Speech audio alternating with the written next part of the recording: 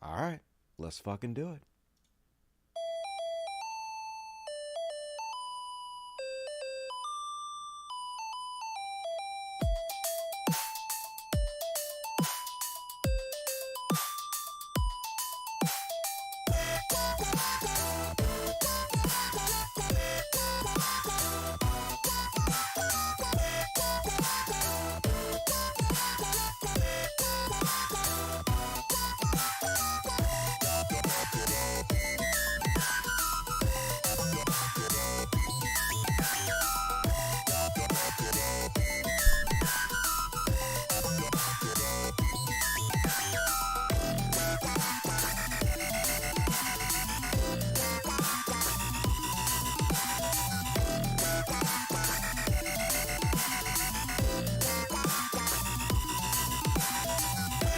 Hey, what's happening, everybody?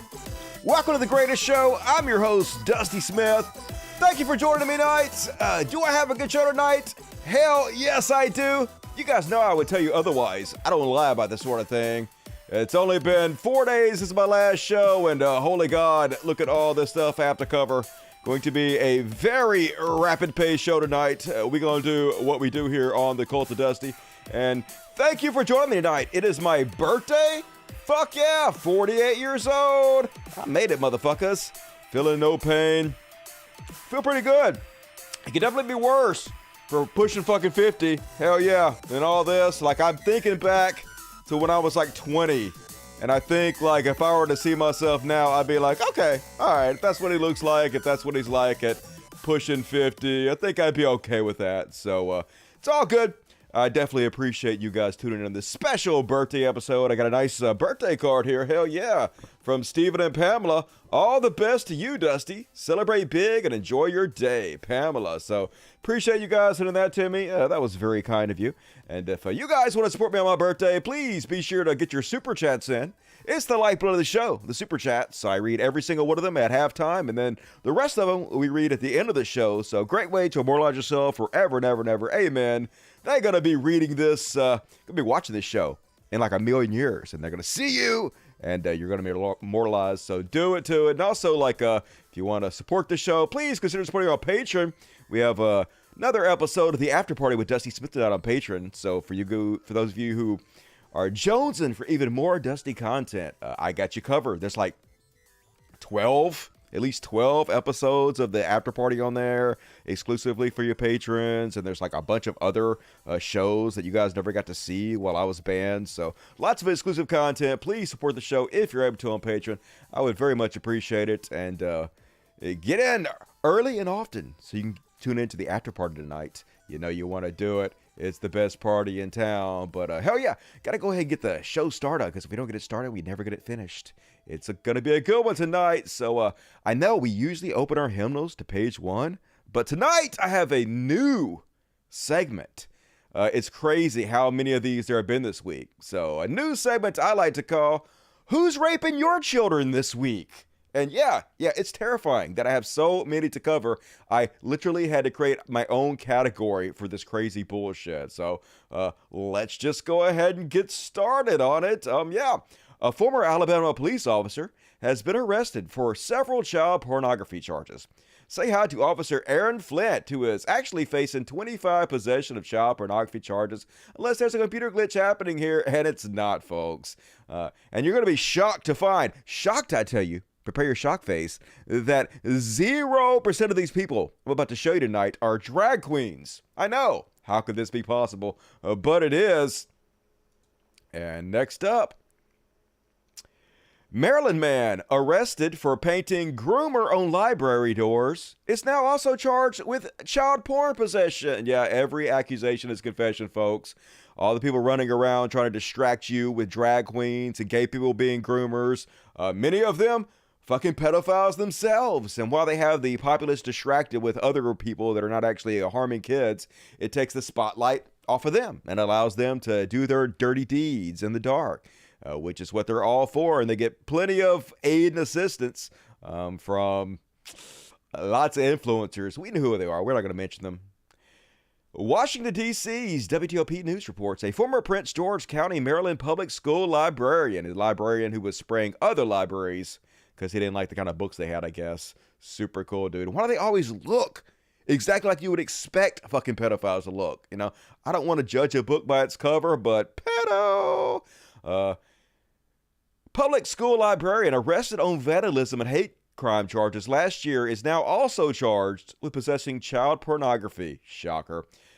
Charles Sutherland, 31, of Tacoma Park, was arrested last June after police said he was caught on video spray painting the word groomer on entrances to public libraries in New Carrollton and Greensbelt around the time of Capitol Pride Week. Yep, it's those evil gay and lesbian people. Aren't they the real pedophiles? No, turns out it's you. You're the real pedophile. He consented to a search of his home, there's your first mistake, and admitted that there were images of child pornography on his computer. These people are so stupid. Like, obviously you're fucked up to be a pedophile to begin with, but you're gonna get caught. If you have pictures on your computer, if you use your computer, if you even try in any way to reach out to any chat and do anything, you're going to get caught. You better keep that fucking shit to yourself, you morons. What's wrong with you? Oh, you're pedophiles? Okay, I guess, not the sharpest tools in the shed. He considered a search, and here's the creepy part. Not like it wasn't already incredibly creepy. Police also found diapers and dolls around his apartment, but guess what? He didn't have no kids. Nope, including a child-sized doll in his bed. But nope, told police he had no children and had no nieces or nephews. So curious. What were you doing? You were raping it? Oh, yeah, okay, that's what I thought. And let's move on. There's so many. Pro-life ex-GOP aide who worked on Trump's ads sentenced to more than a decade in prison because he enjoyed seeing children get raped. Yep. An ex-GOP staffer who helped design social media ads for Donald Trump's re-election campaign has been sentenced to more than 12 years in prison for receiving hundreds of child sexual abuse materials, including videos of babies being raped. And shocker, this guy is anti-abortion, wants to make sure that children carry their rapist babies and nobody can have an abortion. I assume because he wants more babies to be born so he can rape them. I guess if they come from broken homes, it's a lot easier to rape babies from broken homes. So super cool, conservatives. Where you at, Q? Where any of you at? It's almost like you don't actually care about this in any way. Literally more than one being arrested every single day now. None of them drag queens. None of them LGBTQ, civil rights leaders, activists. None of them. It's all conservatives, preachers, priests, youth pastors. Every one of them. And even CPAC, here's the party who is hyper-focused on banning drag queens, trans people, associating pedophilia with homosexuality. Here's the guy that's running the whole party right now, Matt Schlapp. Also accused of sexual assault by one of the people that worked with him. Very credible accusation. The person's gone public. CPAC rented a booth to convicted child sex offender. Shocker, right? Let's read the article. Daryl Brooks manned a booth at CPAC to sell his book, Welcome to America, How Cultural Marxism is Slowly Destroying America. Yeah, that's right. Cultural Marxism. Isn't that what we really should be afraid of? It's not. We should be afraid of the pedophiles. Yeah, that's what I thought. His co-author, Stephen Martino, the book warns of a cultural Marxism, a common boogeyman among the conservative and hard-right movement. A court convicted Brooks of masturbating in public in 1995. The Philadelphia Tribune reported he was also convicted for exposing himself to two minors in New Jersey in 1998, according to the Times of Trenton. Brooks does not appear in either state's state sex offender registry. Well, why not? Shouldn't he be? Let's put him on there. Oh, but they don't care, folks. They don't actually care about any of this stuff. And they don't have to care because they know that the conservatives that support them also don't care. They feel morally obligated to lie. They believe they were speaking for God. They're God's chosen people. So, hey, if they have to lie about a bunch of trans and gay people, it's all good, right? As long as they take and maintain power, that's all that matters, regardless of what has to happen for them to do so. Let's keep going with who's raping your child this week. Milton O. Martin, 56, pastor of First Pentecostal Church of Chalmette, has been charged with sexual battery and carnal knowledge of a juvenile. Let's keep it moving. Mark Rivera, a former Anglican lay pastor, that's an unfortunate term, sentenced to 15 years in prison.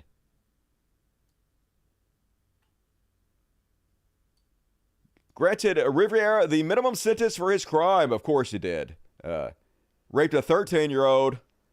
Super cool, but he's a good Christian man, so let's let him off with a slap on the wrist. Official with Catholic Diocese in California is arrested for possessing and sharing child porn, folks.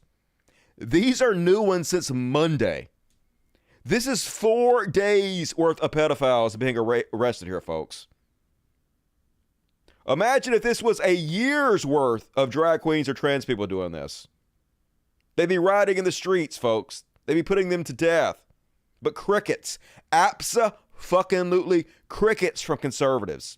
None of the right-wing commentators, none of the influencers talking about this in any way. They're still hyper-laser focused on trans people because they found, I guess, that this is some kind of winning issue for them, as nuts as it is. But yeah, young guy here had a bunch of child porn on his computer. Real super smart. Here's another one, folks. 4 days worth. Former Leon County teacher / youth pastor indicted on sex crime charges. So another shocker. Let's see what else we got here. Here's one. Florida minister gets life sentence on child sex charges. Lincoln Auger was known in the community not only because of his work as a real estate agent, but he founded a faith-based ministry called Hot Dogs for Hope. Oh my, that's grim, dude, grim.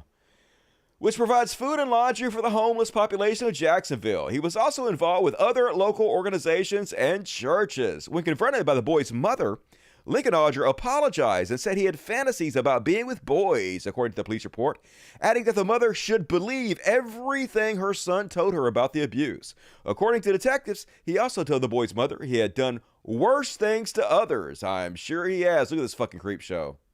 Woman tells News4Jax her husband is, in her words, a monster.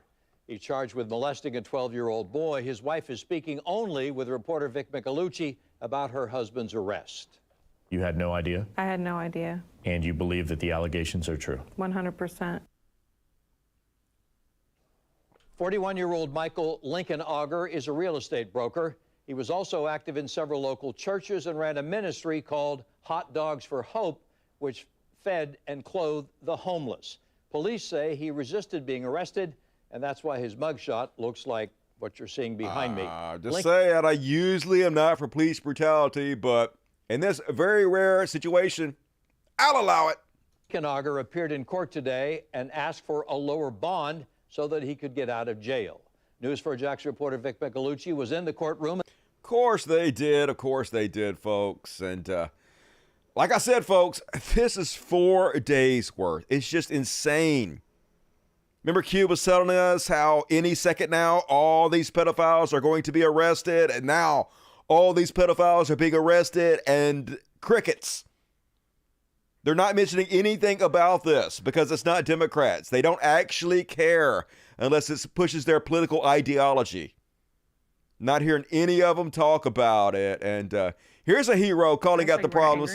And I'm just saying, I completely agree with this lady.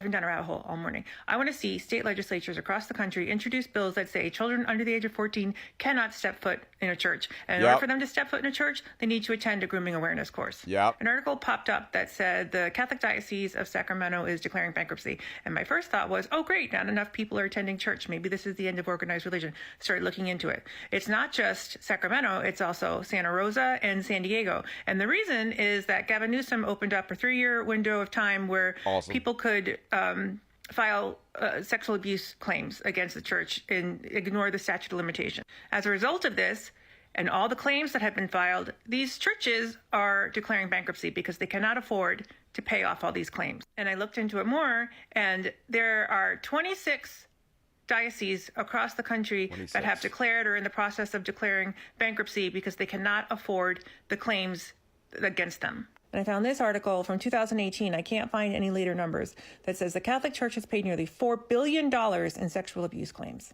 So I have no idea what it's like now, 5 years later. Here's the kicker. The Catholic Church, which pays no taxes, took in over $3 billion in coronavirus aid in 2020. And millions of those dollars. Our taxpayer dollars are going to rape children. Yet many of these same people who are decrying groomers continuously, like Matt Walsh, Michael Knowles, Catholics, man, have nothing to say about any of this, have nothing to say about the constant rapes of children, have nothing to say about all these Catholic churches literally going bankrupt because of all the allegations. You are the groomers you've been waiting for. Went to these churches that declared bankruptcy for abusing children. Our tax dollars are paying those claims. Yep. And then if all of this isn't bad enough, I found that the Associated Press did an investigation back in 2019 and discovered that almost 1,700 priests and clergy accused of sexual abuse are still working unsupervised with children. Yep. And so while all these state legislators are passing laws about banning drag shows, the real abuse is happening in these churches and nothing is being done about it. Yep. Nothing. They're still allowed to work with children. Yep. Our tax dollars are paid. People still going and giving their children to these pedophiles. We should start charging these parents who get raped by these priests. I knew it was bad, but this has just like sent me over the edge. No child should be allowed to step foot in a church. Nope, exactly.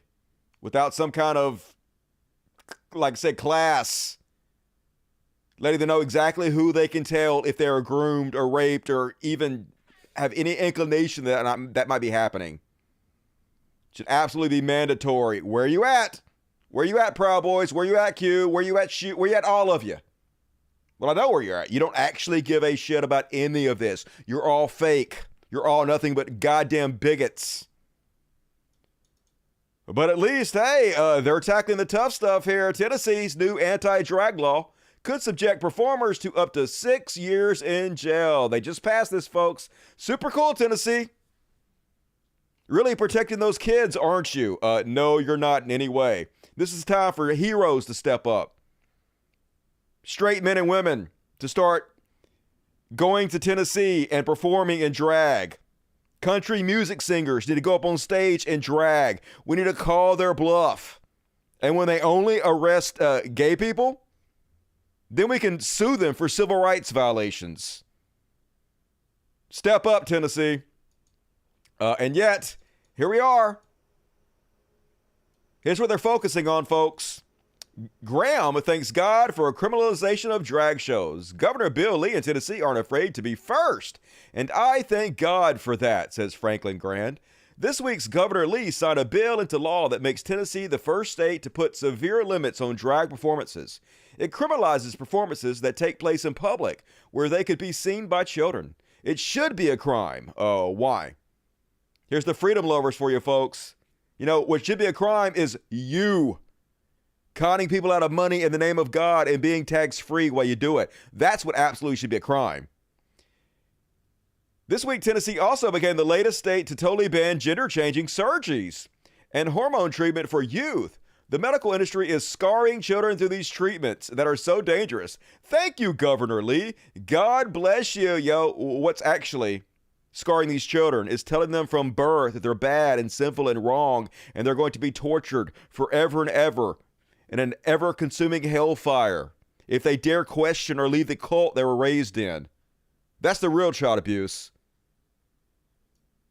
But of course, they're the scum of the earth, folks, and we haven't even gotten to the religious bullshit yet, folks. This just dovetails into it. So as always, open your hymnals to page 1, because it's time for...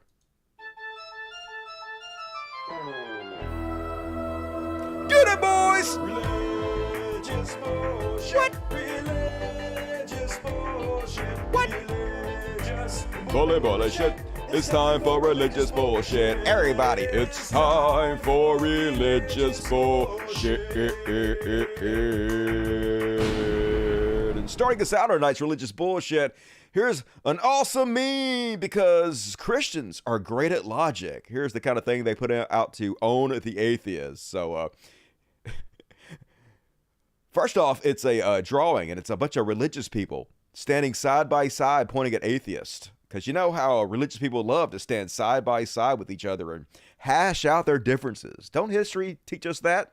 And the headline says, a civilized discussion on the internet. So the second frame is, all the religious people who are all buddy-buddy are like, oh no, here comes the atheist.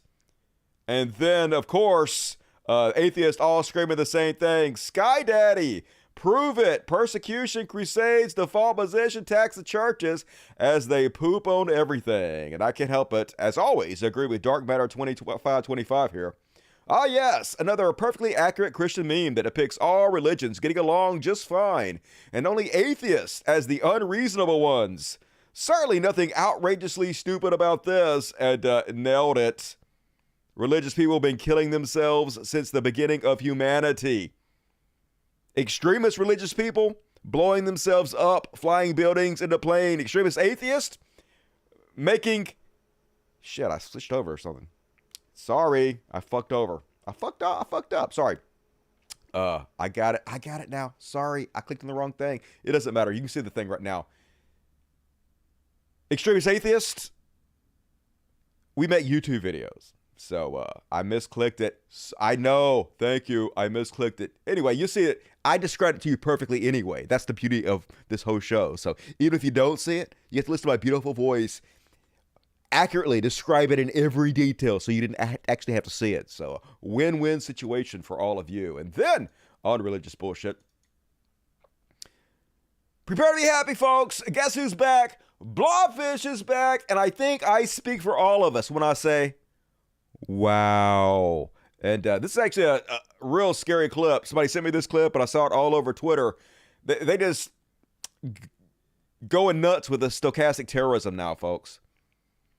Here's QAnon conspiracy theorist and self-proclaimed prophet Johnny Enlow just going to straight out declare that Trump has the right to justify calling for a revolution, for people to just start murdering us in the streets, I guess. Sure, cool. There's no hate like Christian love. Let's have a look. I do not believe that for one moment that he has stepped back at all, particularly in the eyes of the Lord, as being the ruling. I say it over and over, and this is the part I've never changed. He is the number one kingdom asset for government on planet Earth and has been. That has not changed. And just because there's a stealing of election, his influence is so powerful. I don't people understand that. I just don't understand. If you have God on your side and he's all powerful, how could anything be stolen from you? Is God all powerful or not? If he really was panicked about us losing, he's older in life, even though he's maintaining his strength and everything well. If he's nearing 80 and he thinks we've really lost the country, he would be justified in calling for a revolution and saying we have to, for my kids and for my kids' sake, we have to be willing. And if he made that call, they would find out he is the man in power in this country. Because not only is it in the eyes of God, but in the eyes of men. If he gave any hint or evidence that we have lost it, he says we've lost it, but there's always this thing of they're working and something's happening. But if ever he just put on the desperation thing, it's like, it's time to take up arms. We have to be willing to go. Like if he did that, they would find out how powerful he has that level of both authority and influence, I guess would be the other word. That's right, folks. If Trump just decides, hey, I'm ready for you guys to take up arms and start murdering my enemies, then we have to do it. He is the man. He's in charge. He has God on his side. So just prepare in case he ever says so. We might have to start another civil war and let the blood run in the streets. Totally cool and normal, Christians. And yeah. Wow. And holy God. Grim. Christianity, so grim. Every week, somehow, it manages to get worse. And speaking of Trump, daughter-in-law Laura Trump was also on Blobfish, and Even when they lose, folks, even when they get wrecked, somehow it's a win. Somehow it's a good thing that he lost because, I don't know, let's let this moonbat explain it to us.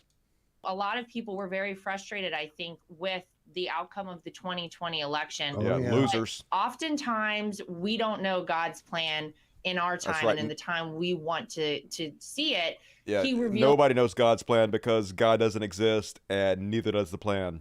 It later. And I kind of am of the mind that perhaps this was all necessary to open people's eyes to the true spiritual warfare that is taking place in our country and in our world right now, because it's not just Republican versus Democrat or left versus right. It is good versus evil in so many respects. Okay, if you mean, I mean, I sort of agree, but you have the good versus evil side swapped. And I don't believe that we could have seen it all, and so many people could have been exposed to it had my father-in-law remained president, as much as I wanted to see that happen. That's right. It's a good thing, folks. God had to make Trump lose so everybody could see the spiritual war or something. And hey, aren't we all seeing it? Don't we all believe now? We don't. Oh, yeah, that's right. You're full of shit. And then starting to think Pastor Driscoll might have some issues here. Dude seemed a bit angry, a bit shouty. It's one of the reasons I decided to tone back the show a little bit. I have toned back the circus voice, and I'm just ready to get more of my natural voice now, because I don't want to come off like this guy, angry for no good reading. Let's take a look.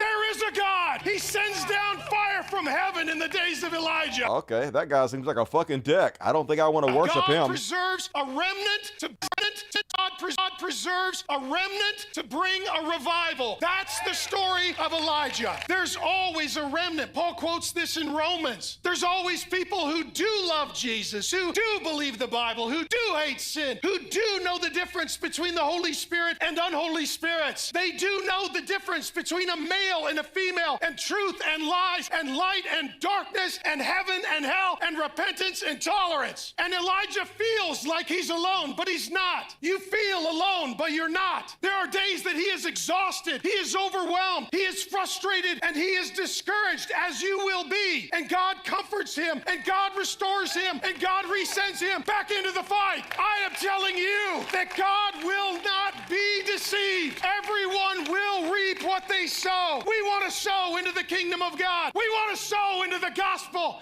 of Jesus Christ. We want to sow into the repentance of sin. We want to sow into strong marriages. We want to sow into strong families. We want our children to be blessed and not broken. We want our lives to be blessed and not burdened. There is a God. He sends down fire from heaven in the days of Elijah. And a little bit later, he sends down a fire to the church. And those are the two options, my friend. Fire of judgment or fire of revival. I choose the fire of judgment. I would rather be on Satan's side and against you motherfuckers if your God is that cruel and that much of an asshat that he's going to murder me because he didn't give me enough proof to believe in him. And also, dude, take like a Xanax or something. Smoke some weed. Calm down. I feel sorry for his children.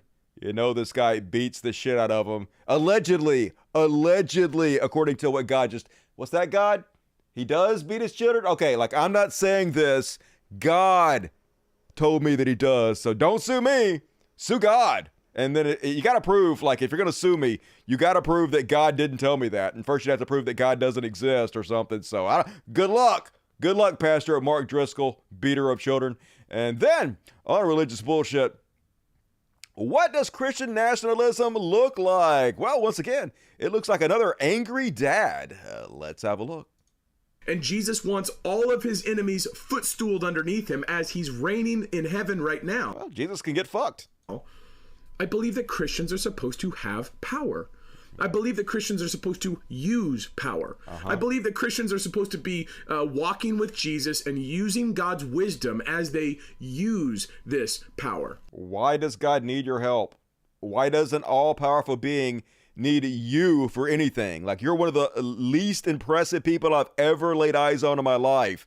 Why would he choose a fucking loser like you if he needed help? Which he wouldn't, obviously, because, you know, that's sort of the all-powerful thing. He doesn't fucking need you. But the fact that you think he needs you makes it almost seem like he doesn't exist at all, which is curious. Anyway, please continue, Christian nationalist. When you recognize the element of nationalism is you're taking care of your nation because that's where God put you, and you want your nation to love Jesus. I don't. Christian nationalism is making the nation that you are in love, worship, obey Jesus. That's right. It's making people worship, love, and obey Jesus. But hear me out, dude.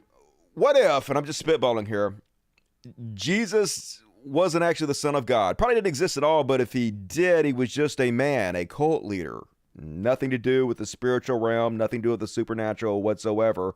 Just ancient fairy tales told by some con man. And then thousands of years later, you want to force your fairy tales onto the rest of us. You want to force us to obey this ancient fiction that was written by primitive screwheads specifically to control the populace. Can you imagine how evil, how authoritarian that would make you? Well, that's reality, and that is what you are. Scary, but not in the way you want to be, motherfucker. And then, Jim Bakker sad, y'all. One of the most shameless con men in the history of televangelism, which is saying something, because holy shit, is that a list to be on?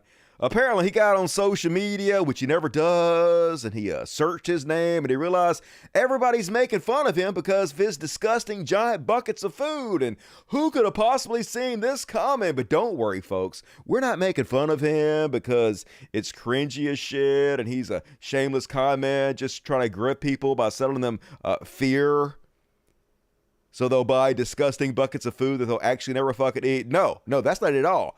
The truth is, we're all possessed by Satan. I don't go to social media. No, not for him. No. I can use the excuse I'm too old to go there, but it's so bad.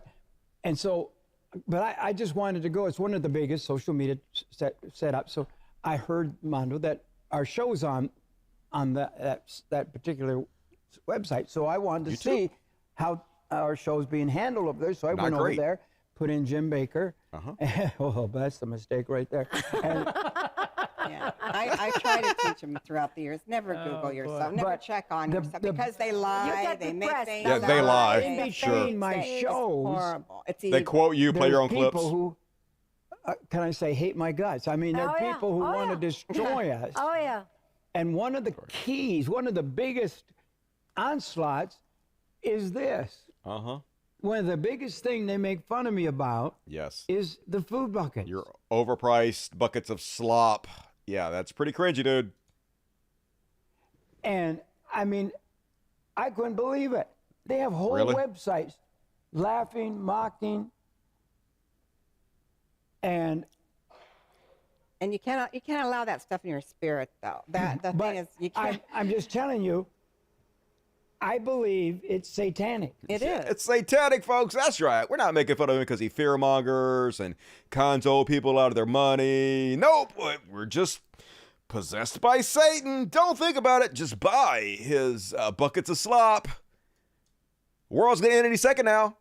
Jesus is going to come back and he's going to be like, hey, where's your bucket of slop? And you're going to be like, I didn't buy a bucket of slop, Jesus. And you're just going to be like, well, you got to go to hell. That's the way it works. You didn't buy the bucket of slop. Got to be tortured for eternity. I don't make the rules. And then we're like, but don't you? Aren't you God? Don't you make the rules? And you're just like, shut the fuck up and get to hell already. So what you going to do? Better buy the buckets. And next up, tight shirt. Kid Christmas is back to let us know, folks, that you know what's evil? Banks. You shouldn't even put your money to the banks. You know where you should put your money, folks? And I know this is going to shock you. It shocked me. But apparently, according to Kid Christmas, you should put all your money into the church. More specifically, his church. And I'm just gobsmacked. Who could have possibly seen this coming? This is my personal opinion. I don't think churches should ever have to lean on banking systems to finance the kingdom of God.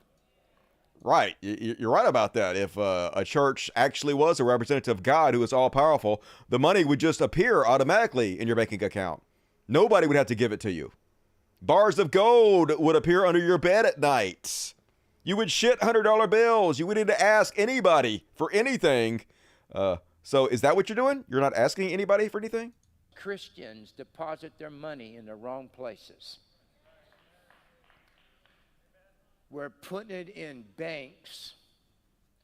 Any company that does not believe in God, that backs up abortion, backs up homosexuality, that backs up anything that stands against Christianity, has a curse on it.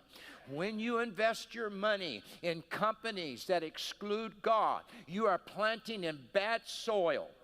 So it doesn't make any sense. But if you got extra money, plant it in the kingdom of the Lord. Do it in missions, do it in places. Listen, right now we are good soil.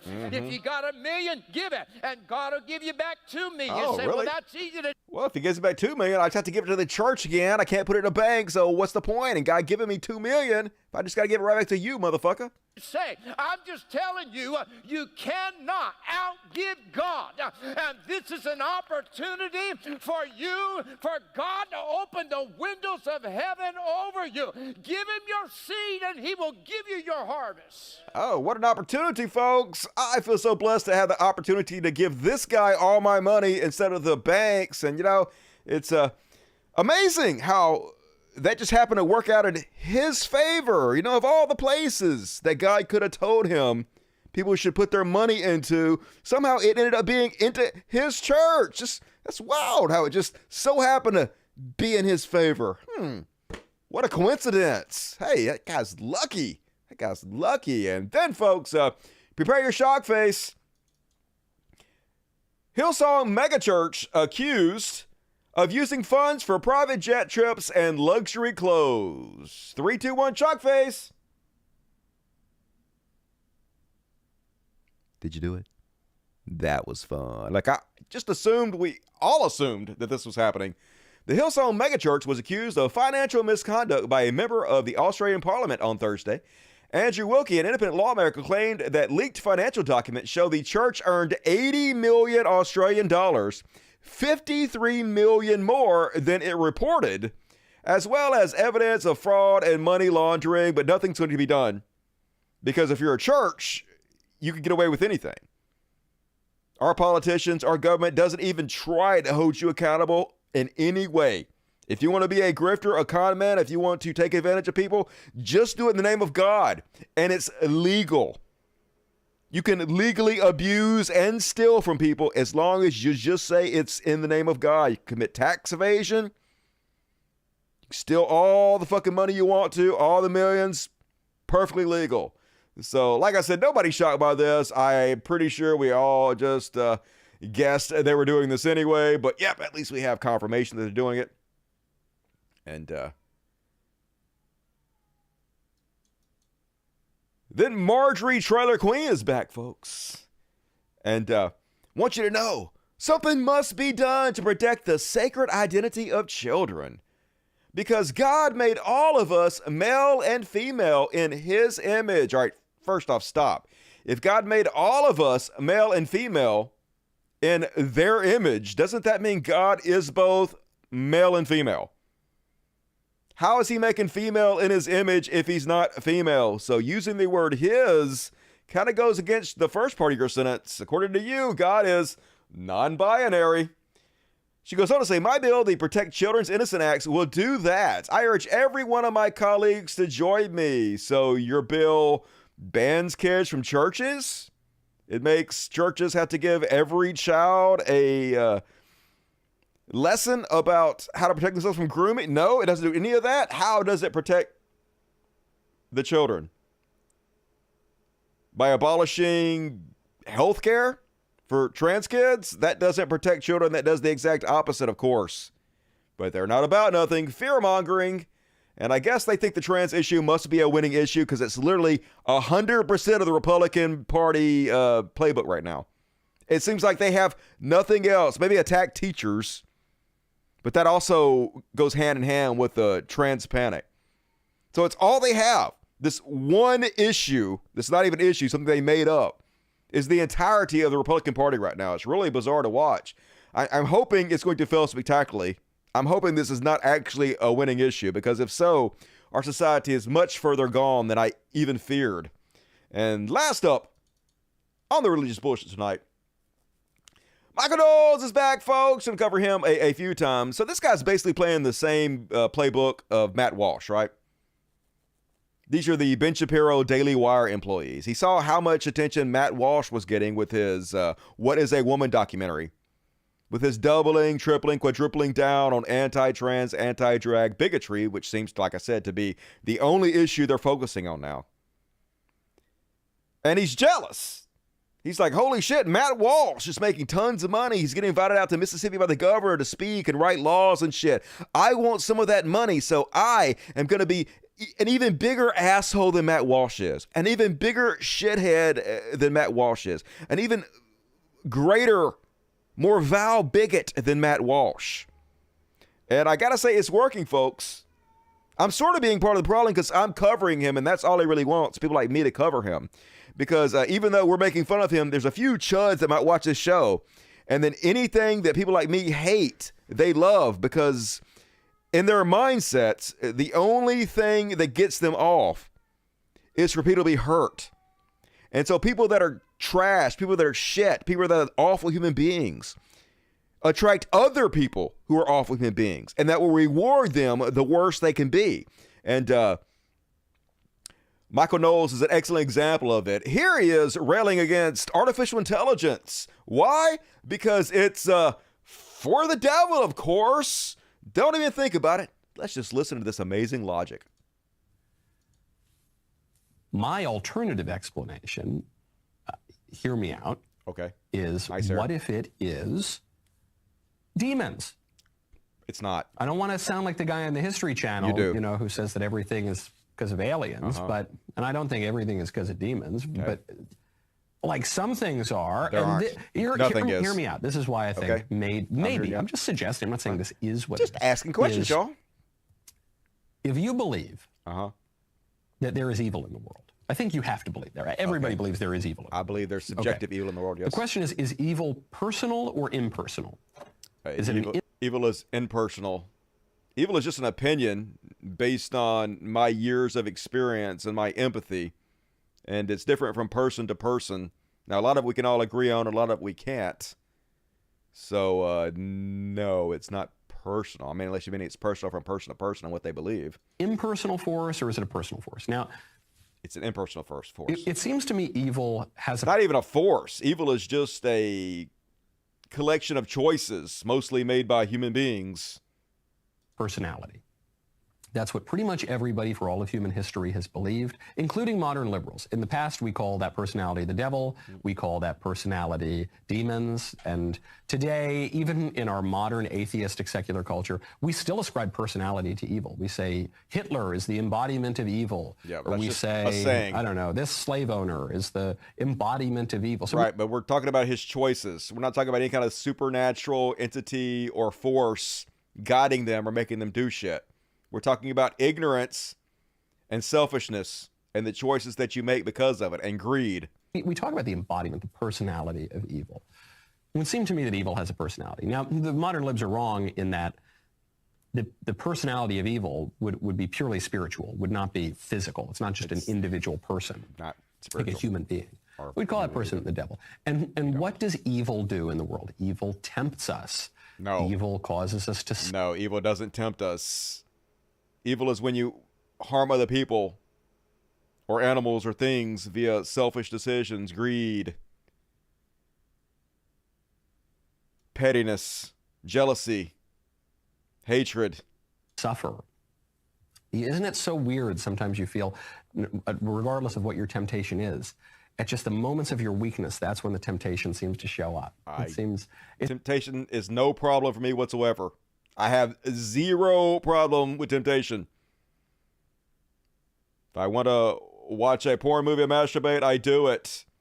If I want to eat a cookie, I might be tempted to do it. Sometimes I do it, sometimes I don't if I don't need the calories, but it's not really an issue. It seems that the way evil works would be pretty similar to how pretty much everyone for all of human history, from the most pagan culture to the most Christian culture, sees evil working. Okay. With artificial intelligence, I'm not saying AI is the devil or computers are the devil, but evil spirits can use these things. The personality of evil can use these things. And just think of how it goes to this woman's weakness. That's right, folks. AI gonna be used by demons and stuff. So let's be really afraid of technology for no reason. Have to have something to scare you with. You know what I bet? I bet AI is trans. That's what I bet, folks. So just saying, we need to be super duper fucking scared of it before it's too late. And that is my religious bullshit. What you gotta say, DSPs? Good to see you tonight, all you dirty sexies out there. God is evil. I know if anybody was evil, it'd be Michael Knowles. That is my subjective opinion. But I'm sure he would disagree, which would only prove my point that evil is subjective. AI took our jobs. It's going to take some jobs for sure, but hopefully it will create many, many more. Free us up to do other things that we don't actually we would want to do other than the shit the AI takes up for us. Demons stacked his bangs. Yep, pretty cool. I love this big bouffant haircut. It's the devil. I know, right? It's always the devil. Be afraid of this bullshit we made up. Recap, no banks, no computers, no devil sex. I'm for it. All right, although fuck banks. Use a credit union, way better. And all right, folks, don't forget to get your super chats in. Gotta read the rest of them soon. Also hit the like button, do all the things. You know how it works. But right now, I got a long, super long, beyond parody. So prepare your anus.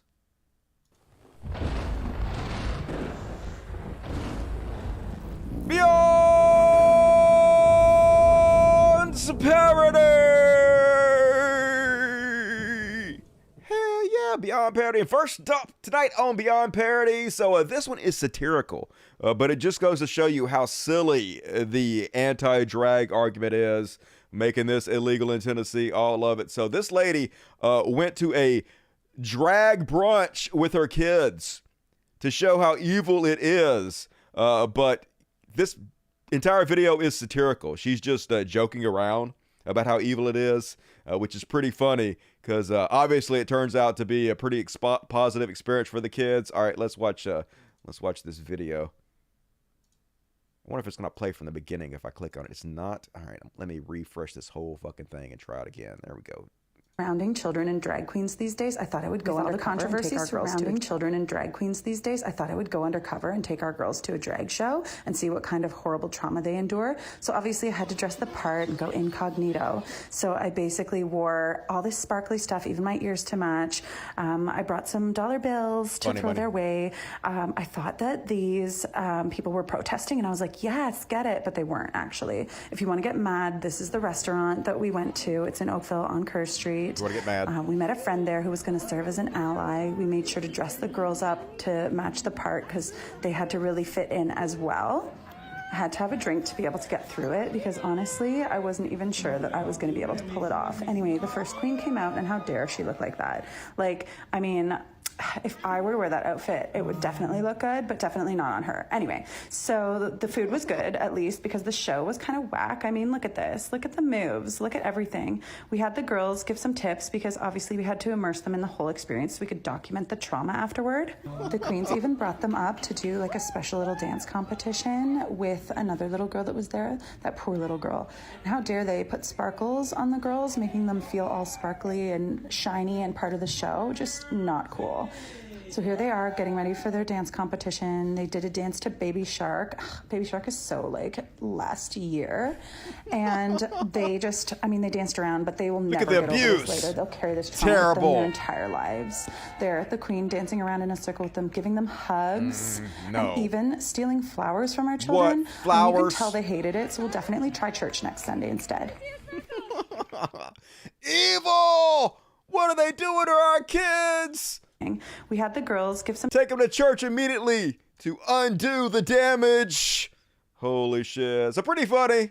Yes, that's a parody. It's them making fun of all these people afraid of drag brunch when you can see they're just filming what it is.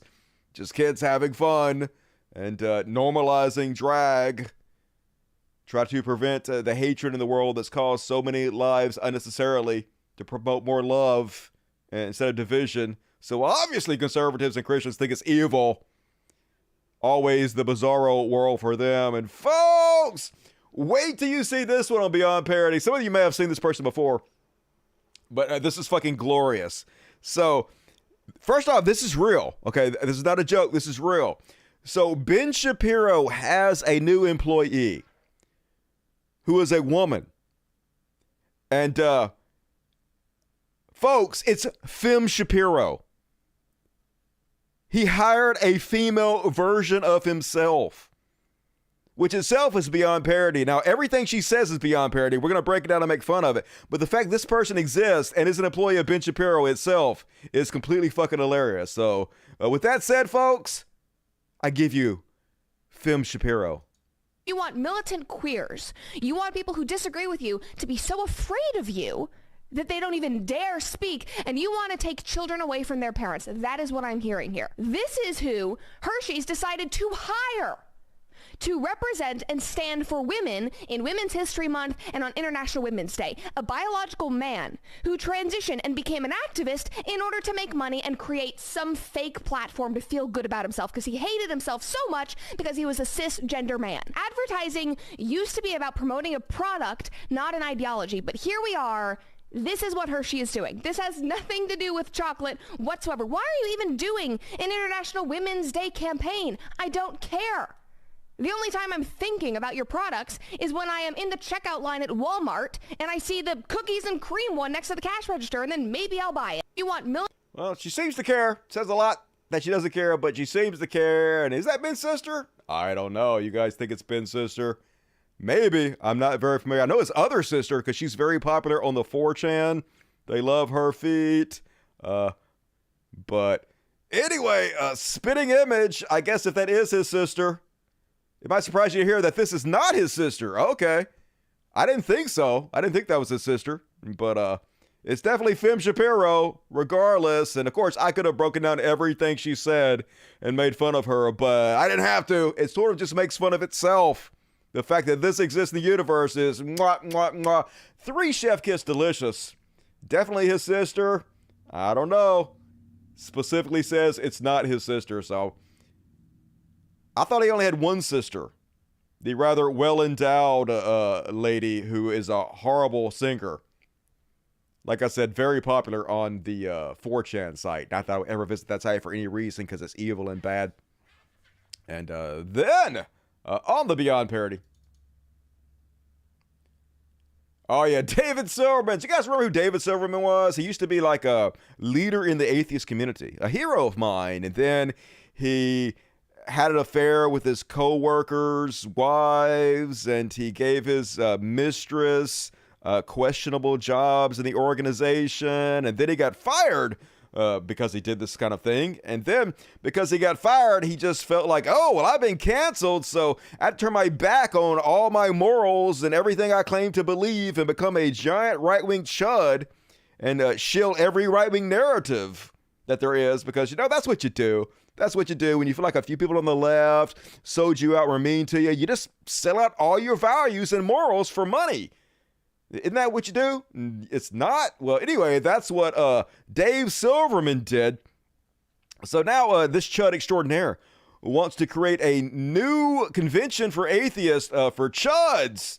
And nobody's fucking interested. It's so hilarious. He put up a poll that said, if I created a non-woke atheist convention focusing on atheist activism and fun, starring notable canceled speakers and stars, would you be? 1, very interested, somewhat interested, not interested, and yes, 75% of the people not interested, David Silverman. First off, what you're talking about already exists. It's called Mythicist Milwaukee. It's atheist convention run by a bunch of chuds, and it's brutally cringe. Secondly, who are these canceled speakers in which you're talking about? Like, literally nobody has been more canceled than I have. Are you going to invite me, Dave? You're not. Oh my! Shocked, I tell you. I can't believe it, but hey, nobody gives a shit about you, Dave. Just slink on back under your rock. Would you crawl out from under? Have some more affairs with your coworkers. Oh, you're unemployed? Good. Fucko. And then next up,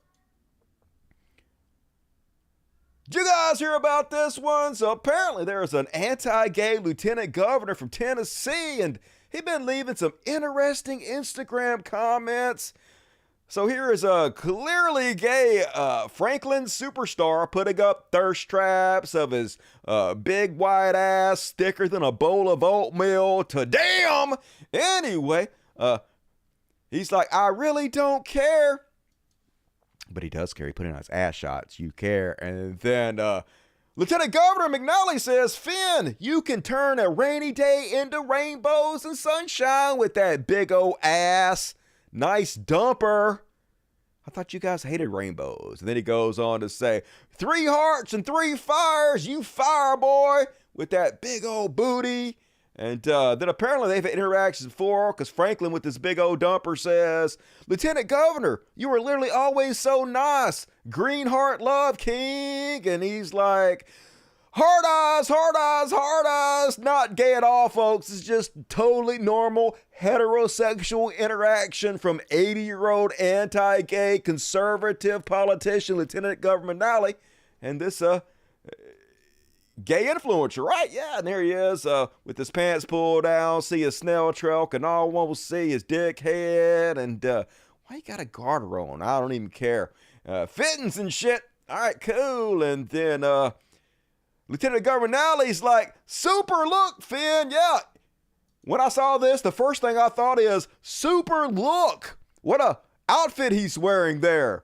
So many clothes and just an amazing look he got there with whatever this is, you know. And then golf clapping it. I'm golf clapping that super look, Finn. Of course, Finn is his nickname that's not readily available to everybody. So this guy seems to know a lot about him somehow, amazingly. And then they interviewed Governor McNally after the controversy, and they like, why are you thirst trapping for gay dudes when you're all anti-gay and shit? And honest to God, folks, this is real.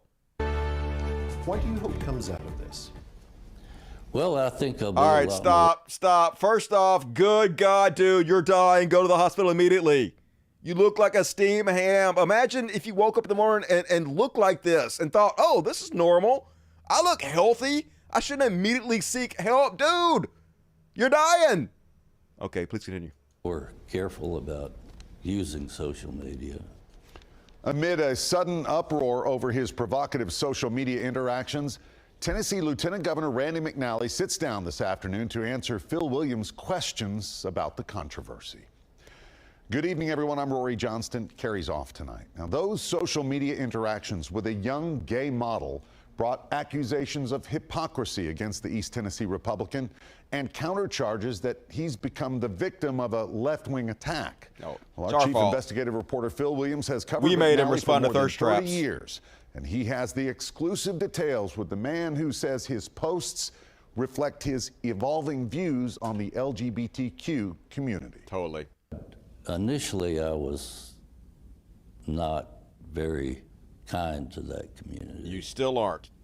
As I learned some things and met some people that in gay? Community, I realized that they're still individuals and they still have value. In a legislative session dominated by bills outlawing drag shows in public places and targeting gender care for the trans community, Tennessee Lieutenant Governor Randy McNally finds himself facing accusations of hypocrisy. You don't say. After a progressive site unearthed his social media interactions with a 20-year-old gay model. Among them, provocative posts that were liked by the 79-year-old Republican, including one where the young man doesn't appear to be wearing clothes. Yep. When people see these posts, what should they take away from them? Well, I don't know that they should take away a whole lot. In an exclusive interview, McNally described how he befriended the young man first on Facebook, then on Instagram. Among the posts, this close-up of the young man's backside, McNally responded with 3 red hearts and 3 on-fire emojis, along with a comment, "Finn, you can turn a rainy day into rainbows and sunshine." It's just that, you know, you know, try to encourage people to post and try to definitely, you know, help them.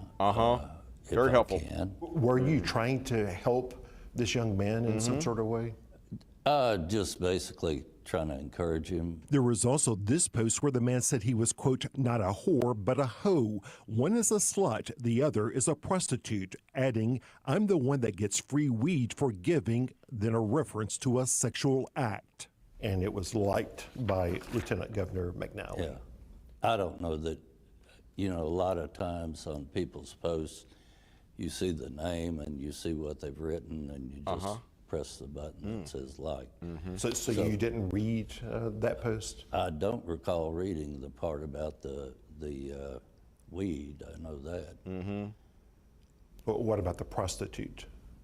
I might have read that. Oh my God, how's this in real that life? case, was it appropriate to like the comment? Probably not. Probably not. Yeah, probably not. Then we came to a moment in our interview that could not be avoided. I need to ask the question that people are suggesting on social media to let you respond to it. Have you ever had any personal relationship with this young man? No. No. He can't get that dude. You've never met him in person? No. He wishes. Never have. He tried. In fact, we found other LGBTQ-related posts So liked just by Tennessee's hilarious, Lieutenant Governor, folks. who says This he's is gotten real to know- life. As I always say, every accusation is confession. Just going to do everything they can to make life awful for gay and drag people, but at the same time, thirst trapping for that big gay booty all day long. No integrity, no morals. This is the conservative party.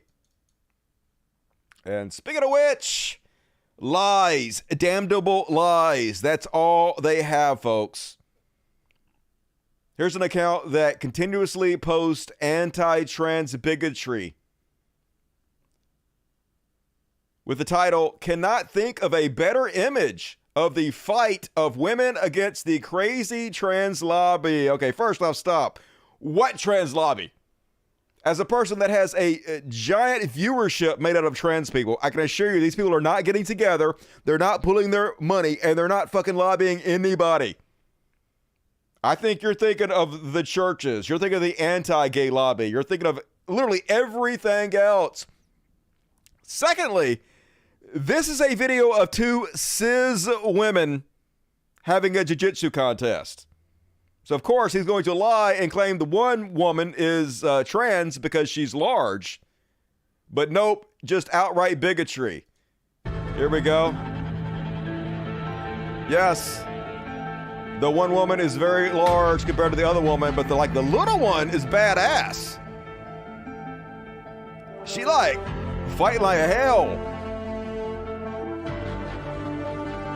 Way more skilled than the larger cis woman. All over her. Like a sore dick. And look at her go! What a beast! Like, holy shit! This is inspiring shit right here, to be honest with you. I'm almost willing to overlook the immense bigotry and lies just for how amazing this fight is. But anyway, depressingly, the comments were a mixture of people pointing out that these are both cis women and you're a liar, and people who don't bother to read any of the comments and are just like, "This is the worst thing I've ever seen. You should put people in jail who think this is okay." Yeah, if you think 2 cis women fighting each other is okay, you should be put in jail, apparently, according to these people. Holy smokes. Let's see. This is like me wrestling my 12-year-old, totally fair. I mean, it is sort of fair. The little one was doing great, to be honest with you. Yeah, you can always tell. That's what they tell us. You can always tell, but they can't. Just bigotry and lies. It's all they have always beyond parody. Did you guys see this one? And just wait for it, folks. Regardless of how ridiculous this is, the follow-up is even more ridiculous. So this dad decided to dress up as Julius Caesar at a school board meeting to prove just how ridiculous being trans is, because, you know, claiming you're Julius Caesar is the same thing as being trans. I am Caesar, Julius Caesar of Rome, the emperor. I am also a female. Does anybody here believe that I am Julius Caesar? Anybody believe that? No? Of course not. It's ridiculous. I'm not Caesar. I'm not a woman either. I'm here as a father. That's right, folks. He's there as a father to protect the kids against the groomers and the pedophiles. And what's that? He was arrested for allegedly grabbing a juvenile in a sexual manner? Shocker. Yeah, who could have possibly have seen this coming? Oh, everybody in the universe? Yeah. No surprises here, folks. A man who many know as an advocate for bone marrow donations has been arrested. Michael Giramo was accused of grabbing a juvenile at Concord Restaurant in a sexual manner. He faces several misdemeanor charges, including sexual assault, simple assault, and criminal threatening. Oh my. Every accusation is a confession, folks. The reason they're doing this is quite clear. They're just trying to shine the spotlight on other people to get it off themselves. It's a tactic as old as time itself. Very obvious and very transparent, but unfortunately very effective. And then did you guys see this one? Speaking of beyond parody, Rosanne Barr was on Alex Jones because it's the meeting of the minds, folks. These two thought geniuses just bouncing their brilliance off each other. And yeah, it was as batshit as you could possibly imagine. Let's take a look at some lowlights from it. Where's our effing booze? I got exactly what you want right here. Yeah, lush Rosanne Barr want to get drunk. Because you said on this Jewish holiday, people are supposed to drink, right? Yeah, because why? Well, I mean, if it's a religion, unless an alien force, Satan wants to hurt us because we're made in the image of God, he's jealous of us. Bingo. Bingo. It's totally. Isn't that true? Isn't Satan jealous of God for whatnot and so forth?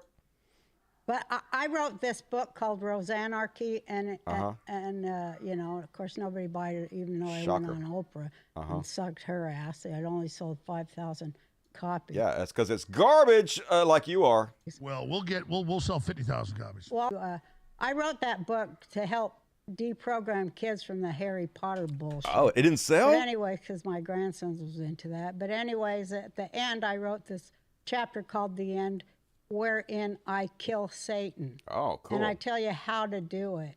Like how? People with these German accents telling us to take these shots, and they're you know, Trump? using the Jewish people basically over there in Israel as the lab rats to do it on, and they're lining up to do it. All they can do is just blow up stuff and cause earthquakes with their earthquake and heart attack machines and stuff the like Jews? that. And they're just trying to kill everybody. Like, you know, Katrina, I think, was the first time they was just trying it out, you know, how they go and martial law, gun confiscation, all of it. Yeah, well, destroying a city and then going in after, you know.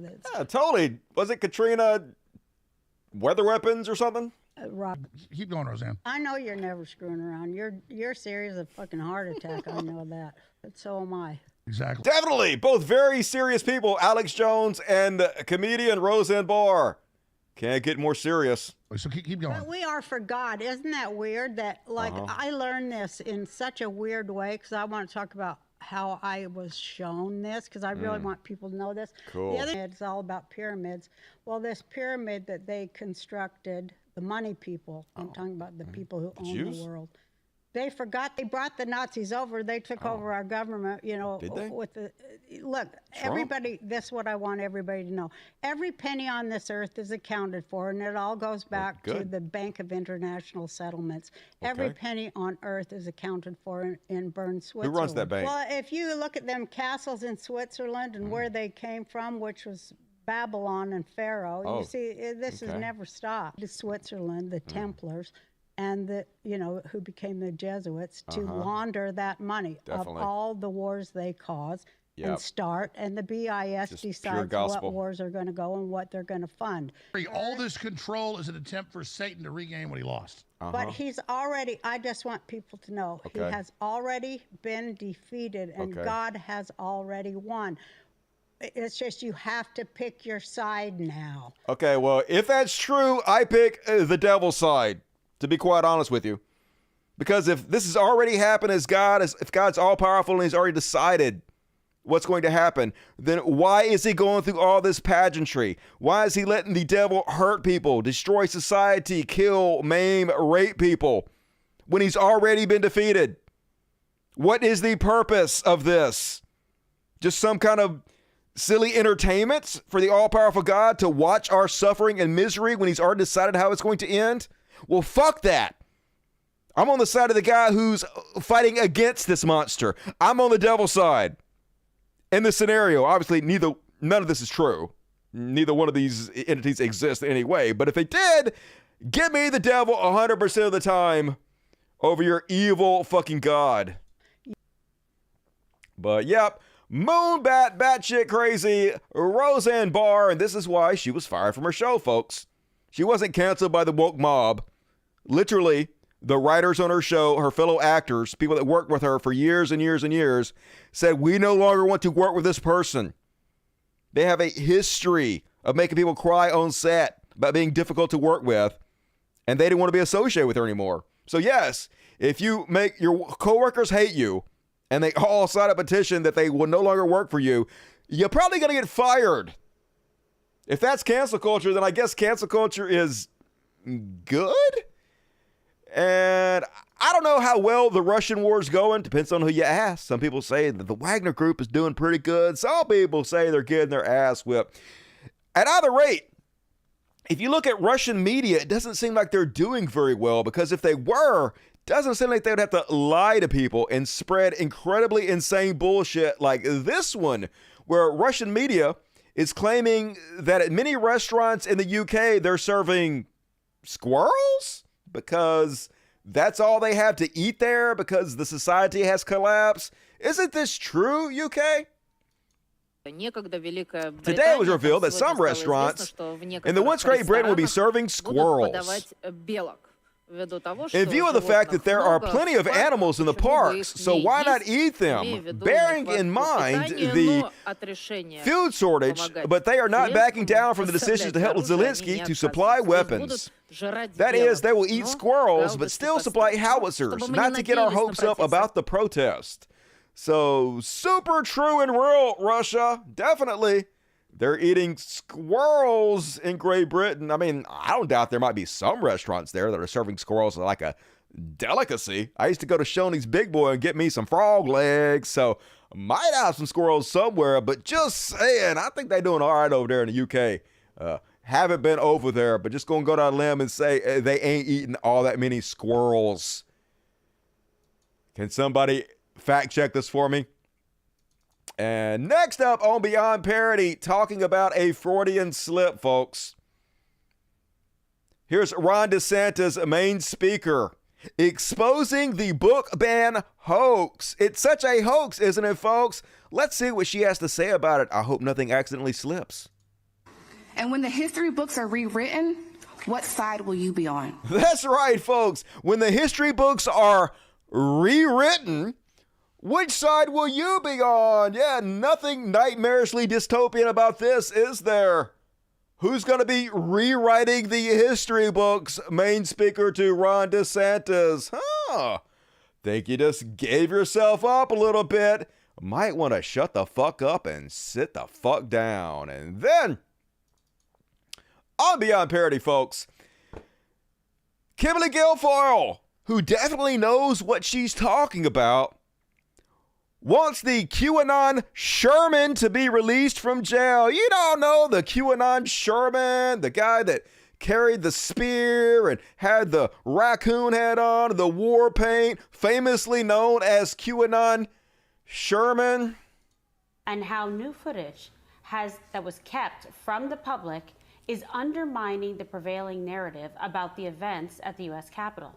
because new video released by Tucker Carlson and provided by House Speaker Kevin McCarthy shows convicted January 6 rioter known as QAnon Sherman actually being escorted. And how That's right, QAnon Sherman, release him immediately, Carlson folks. And provided by House. The Purge Mask has spoken, so you better do it. She definitely knows what's going on. She's been following the story very closely. Obviously, oh my fucking God, how is this real? And then on Beyond Parody, speaking of how this can be real. So, folks, they got it. They have us now. They have found the smoking gun to prove that Antifa actually was behind January 6th. And it took one of the bravest among us to call attention to the story. Kevin Sorbo, one of America's finest actors and an American hero. I think we can all agree. He has found smoking gun proof, folks, that Antifa members were dressed up like Trump supporters in order to instigate the January 6 riots. And I'm about to show you the proof right now, folks. Here he is. He done found it. Now, do you believe me, folks? Kevin Sorbo says, as he reposts Chuck Callisto, who says, just in, previously censored video reemerges showing Antifa members dressing up as Trump supporters in D.C. You won't see this on CNN, folks. You absolutely won't. It just reemerged. It was all hidden, and it was Here's proof, folks. He's getting his disguise on. Okay, so remember this. I'm going to wear a mask underneath the mask. You should wear this. I'm wondering if I should wear, what do you think I should wear as the hat? Should I wear this or this? Yeah, here, this is your mask. Oh my God, the America mask. Dude, I'm not fucking with you. You gotta blend in. I know you can't stomach wearing it, but like you need to blend in. You have to have a visual identifier. You're not coming if you're not wearing this. All right. You could also wear this. Yeah, the America hat might be my move, but we'll see. I'll bring them both in my backpack. We've got Fox News, OAN, CNN. We're ready to. We're ready. I don't know if we're committing crimes doing this, but you know, like Are you insinuating that I don't work for all three of these companies simultaneously? I am at least a little bit insinuating that. You feel like you think that I don't work for all of them. They won't trust you unless there's a visual, like there's some proof, folks, proof. Don't you believe Jerkles now? We've seen the evidence with our own eyes. Only, this is Walter Masterson, obviously, who is a comedian who puts out a series of video where he pretends to be a Trump supporter and then trolls Trump supporters on camera and embarrasses them. And no, this wasn't recently re-released or refound. This is something he himself put out there as he does all his videos. We've covered him many times before. So lies, damnable lies. This is all they have, folks. Gonna put out a known comedian and claim this is proof that they didn't do exactly what they said they were going to do.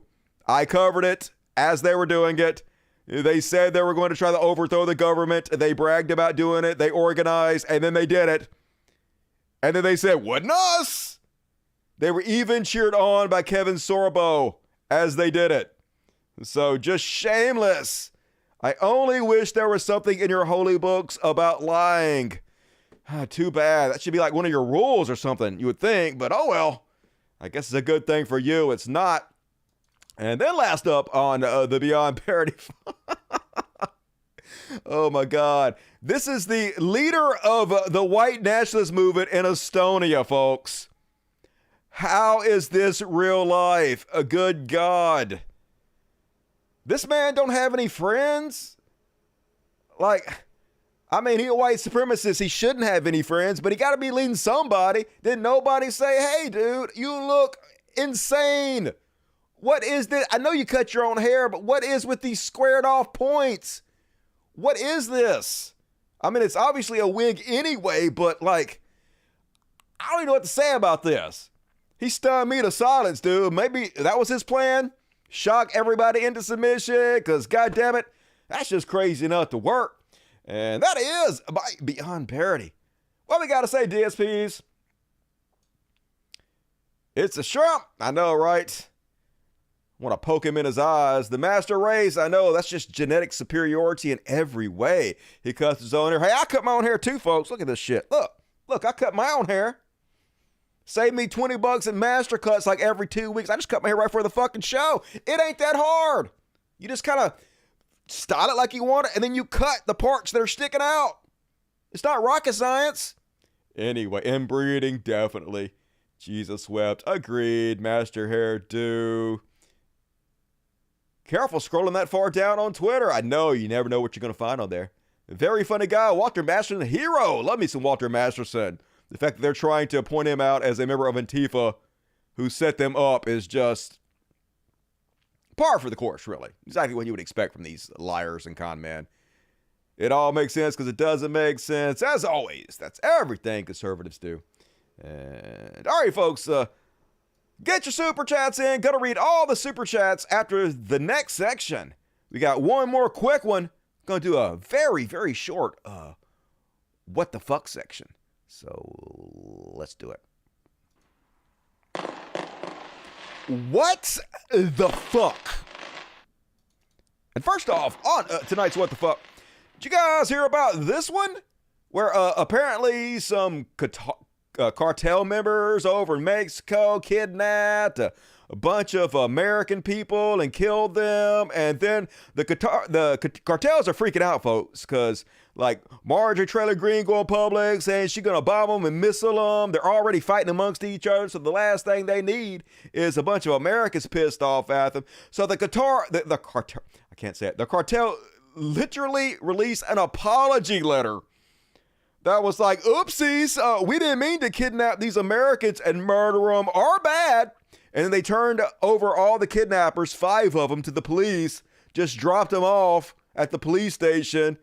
And they're like, love you like a sister. Lila's America. Please don't murder us. So it just goes to show you, even the cartels don't want to fuck with the U.S.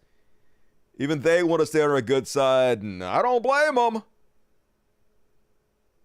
We gonna get you, motherfuckers. Better not kidnap our citizens. And then, did you guys see this one? Speaking about what the fuck.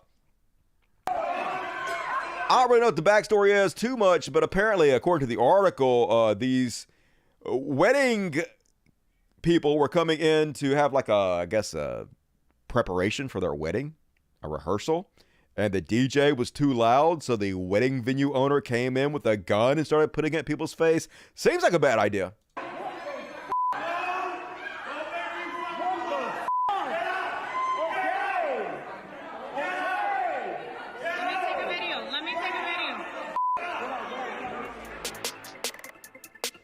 So, yeah, he got arrested, folks. He in jail now because it turns out you can't do that. Yeah, that's against the law. Apparently, you can't, like, pull out guns and put it in people's faces and scream at them and stuff. So, charged with 9 counts of aggravated assault with a deadly weapon with intent to kill. So, bad life decisions from this moron. And then, on what the fuck? Did you guys hear about this story? This crazy guy, another episode of mentally ill people on planes or in airports. Apparently, he tried to open the airplane door and then proceeded to try to stab and cut flight attendants with a sharpened, broken spoon. This is some butt-puckering, scary shit right here. You don't have Homeland Security. You're not gonna try and stop me then, huh? So you're all cowards. Okay.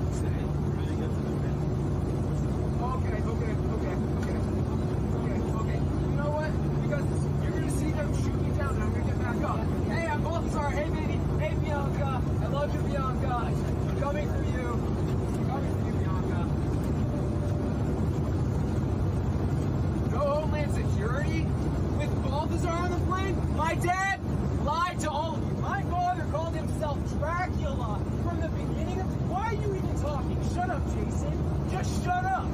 Nobody cares what you say. Yeah, he's been ruining humanity. If you're a human... No, shut up and sit down. No, nobody cares. Nobody cares. Where's Homeland Security? There should be Homeland Security. Step away from me. I don't care if I'm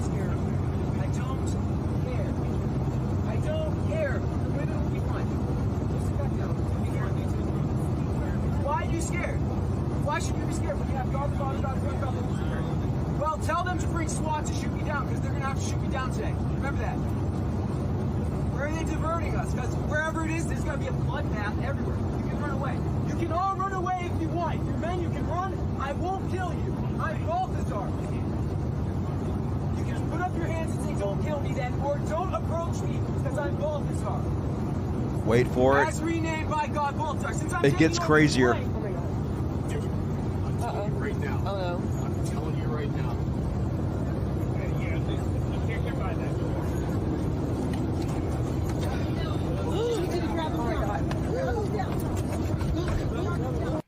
You got a bunch of dudes lining up to do something because they remember 9/11. They're like, yeah, we're ready to jump in at a moment's notice. All of us, yeah, fuck this. Nobody take out of this plane. We didn't learn our lesson about that shit. Yeah, he's Bulbasaur. What?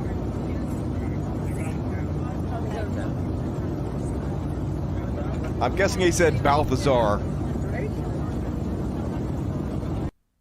So, yep, craziness. Just another day in this fucked up world in which we live. Might want to invest in better healthcare. And then one more. On today's What the Fuck, I was going to put this in Trash World, but I didn't have enough, so I just put it in What the Fuck instead. This a very classy trans woman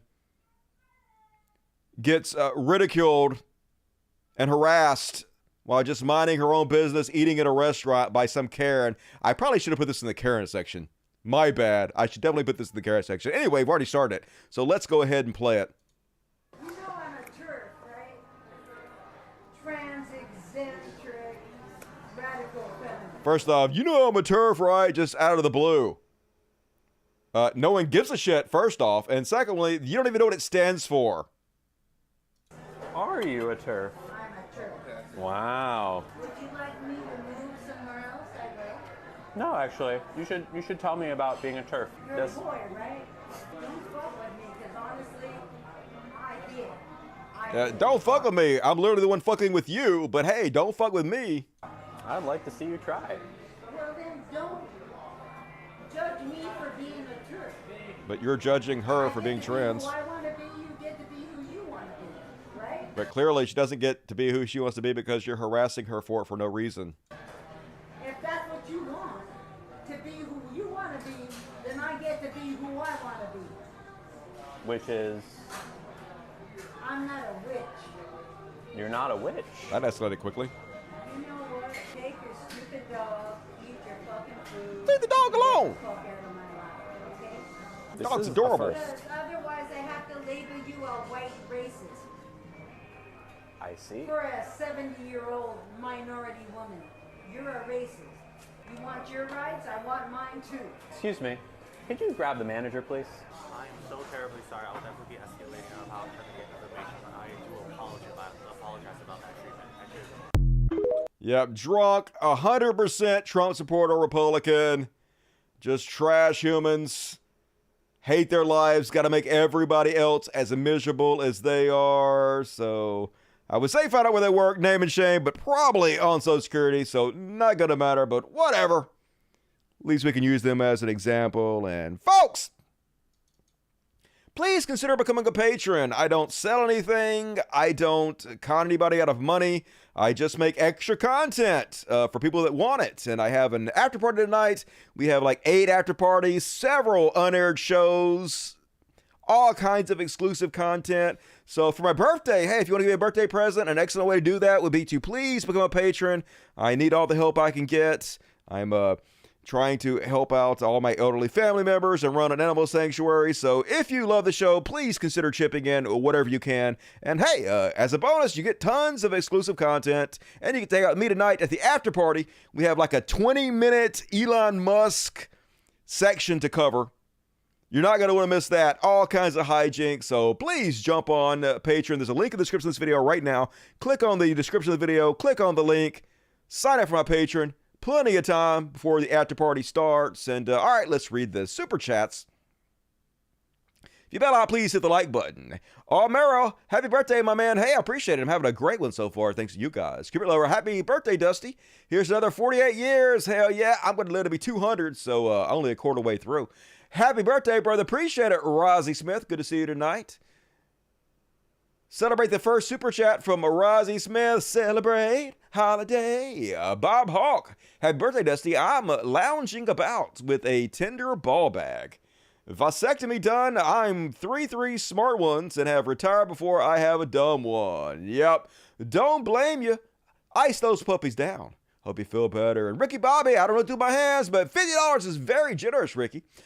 Happy birthday, Dusty. Hope it's the best one yet. Well, you were definitely helping it to be better. I appreciate your generosity, Ricky. And Parker Guire, $50, also very generous. I got your 3 letters, Parker. Awesome as always. Thank you for sharing your life with me. Feliz cumpleaños.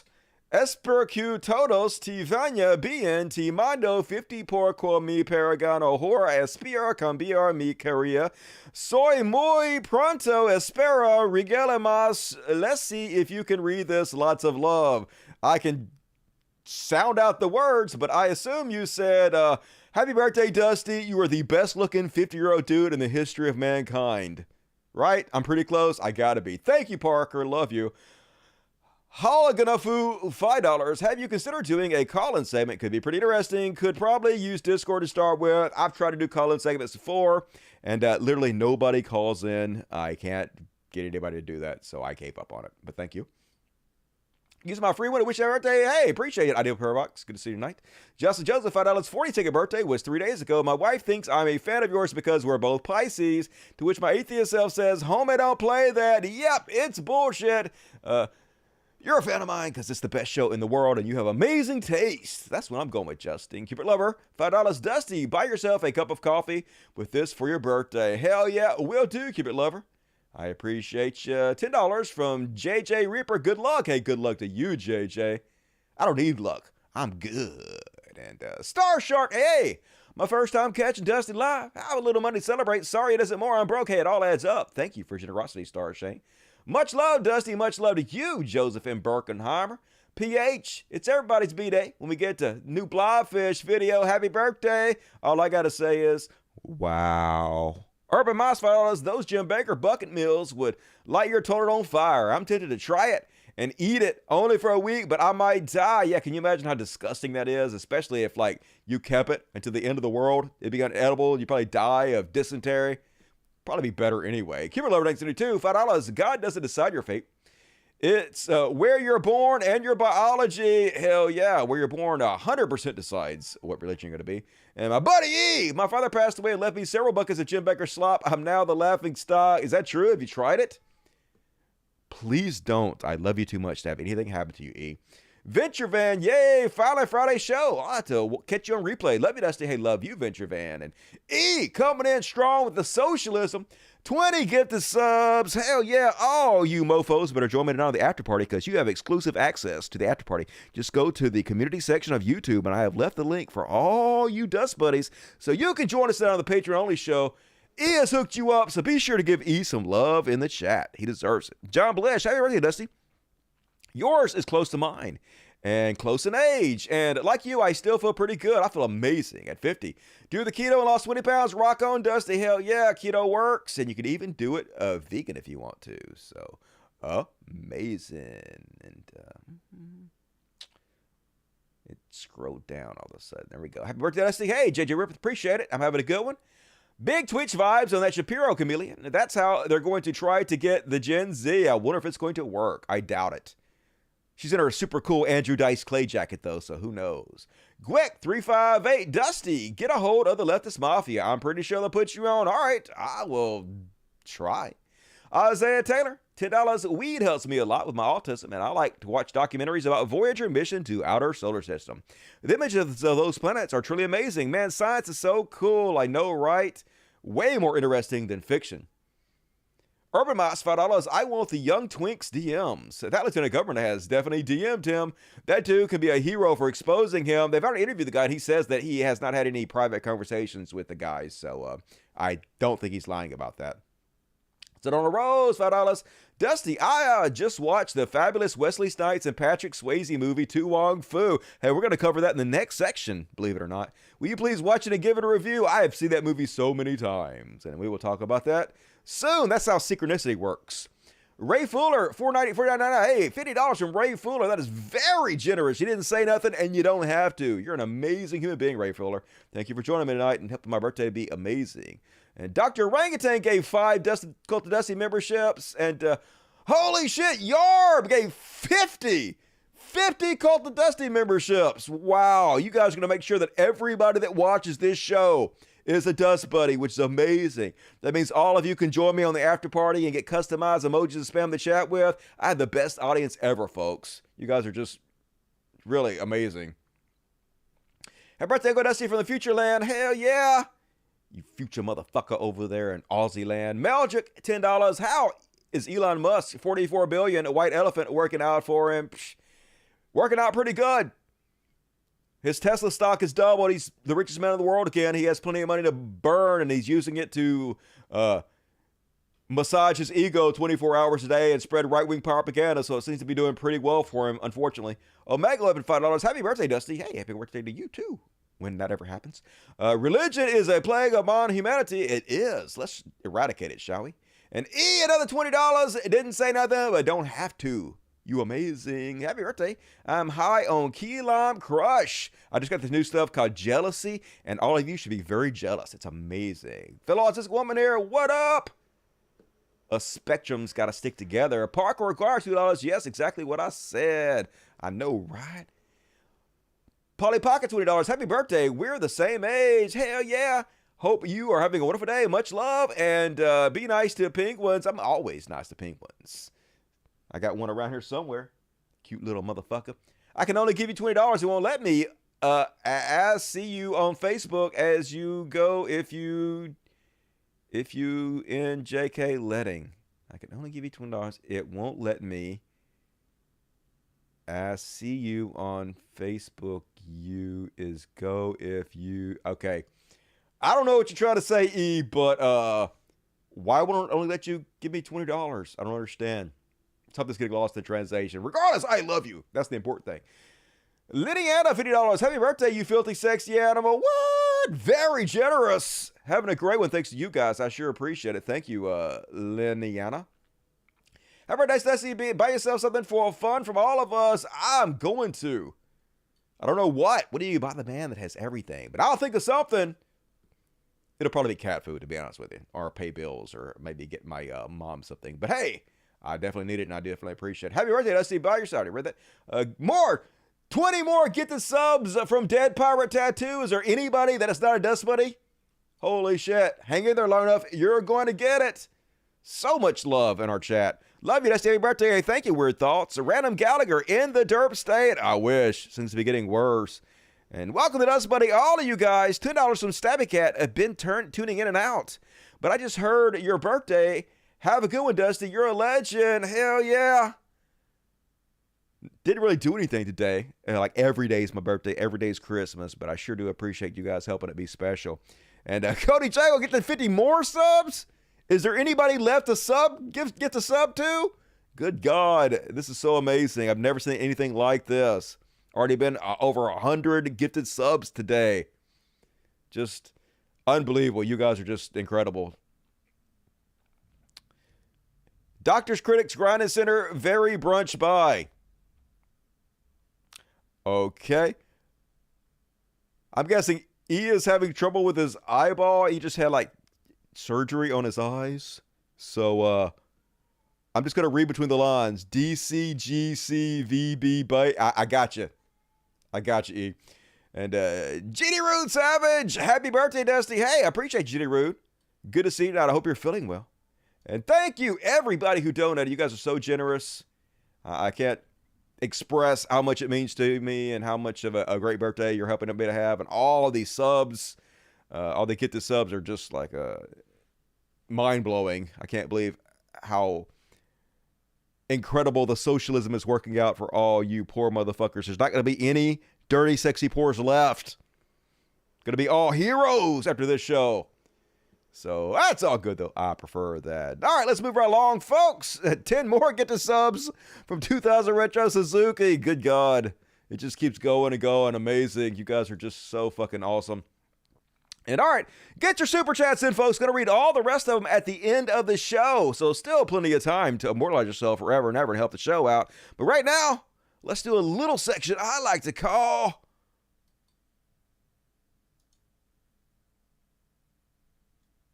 God damn it, come on.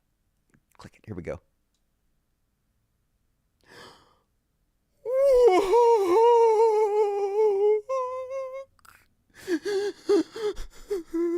And first off, on tonight's Woke Panic. What are the chuds freaking out about today? Well, apparently, they're still trying to blame the train derailment that happened in Ohio on the left somehow. I mean, we already know it was caused by deregulation. Donald Trump said he was going to deregulate them. He did deregulate them. They made more money than they've ever made before, and their trains wrecked, unsurprisingly. Polluted the land, killed lots of wildlife, made the people sick. But no, folks, no. They never take responsibility. Somehow, woke is to blame. Consequences. After seeing another Norfolk Southern train derailed this weekend, I was reminded of the fact that the company wrote to shareholders stating that it is focused on DEI. This administration's focus on DEI is forcing private companies to rethink their goals. And one has to wonder, was Norfolk Southern's DEI policies are directing resources away from the important things like greasing wheel bearings? Y'all, this insanity must stop. Yes, this insanity must stop, but it won't as long as you guys are still successful selling this bullshit narrative that woke is to blame for everything. But like that brilliant senator said, the woke screen is a smoke screen, folks. We know what caused it. We know it wasn't woke, this bullshit you guys invented. We know it was deregulation. And I told you guys, I predicted it.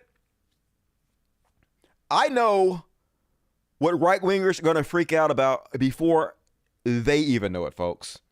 I know themselves better than they know themselves. Apparently, happiness is canceled, folks. Remember I told you in the last show that the song Zippity-doo-dah, Zippity-yay was from a movie called Song of the South. That was an Uncle Remus movie about a black guy who worked on a plantation and was happy all the time because life was so amazing, which basically some people believe was a genre of movies meant to downplay both slavery and the plight of Southern blacks after the abolition of slavery. So Disney decided to not use the song in one of their parades or their parks because they didn't want to piss anybody off, because they're a capitalist corporation that's all about making as much money as they possibly can make, and they don't want to risk alienating any of their consumers. So they removed the song. But of course, Greg Keller reports Disney cancels Happiness again. So there you have it, folks. Happiness canceled. No more happiness at Disney because this one song from this racist movie is not being sung. Super cool. And folks, you can always leave it to conservatives to come up with brand new material and to do things that have never been done before. Like Ted Cruz's new book, which is called Unwoke: How to Defeat Cultural Marxism in America. Super cool, conservatives. Definitely fresh new stuff. He's unwoke. And that's all they do, folks. Say this one word over and over again and cash checks. Because that's how simple-minded conservatives are. Dim bulbs, barely able to tie their own shoes. And like I said, we're going to talk about Tu Wong Fu, folks. And this is very true. One of my favorite movies. Starring, rest in peace, Patrick Swayze. Tax cheats. The Wesley Snipes. And Jean-Luc Leguizamo, who was great in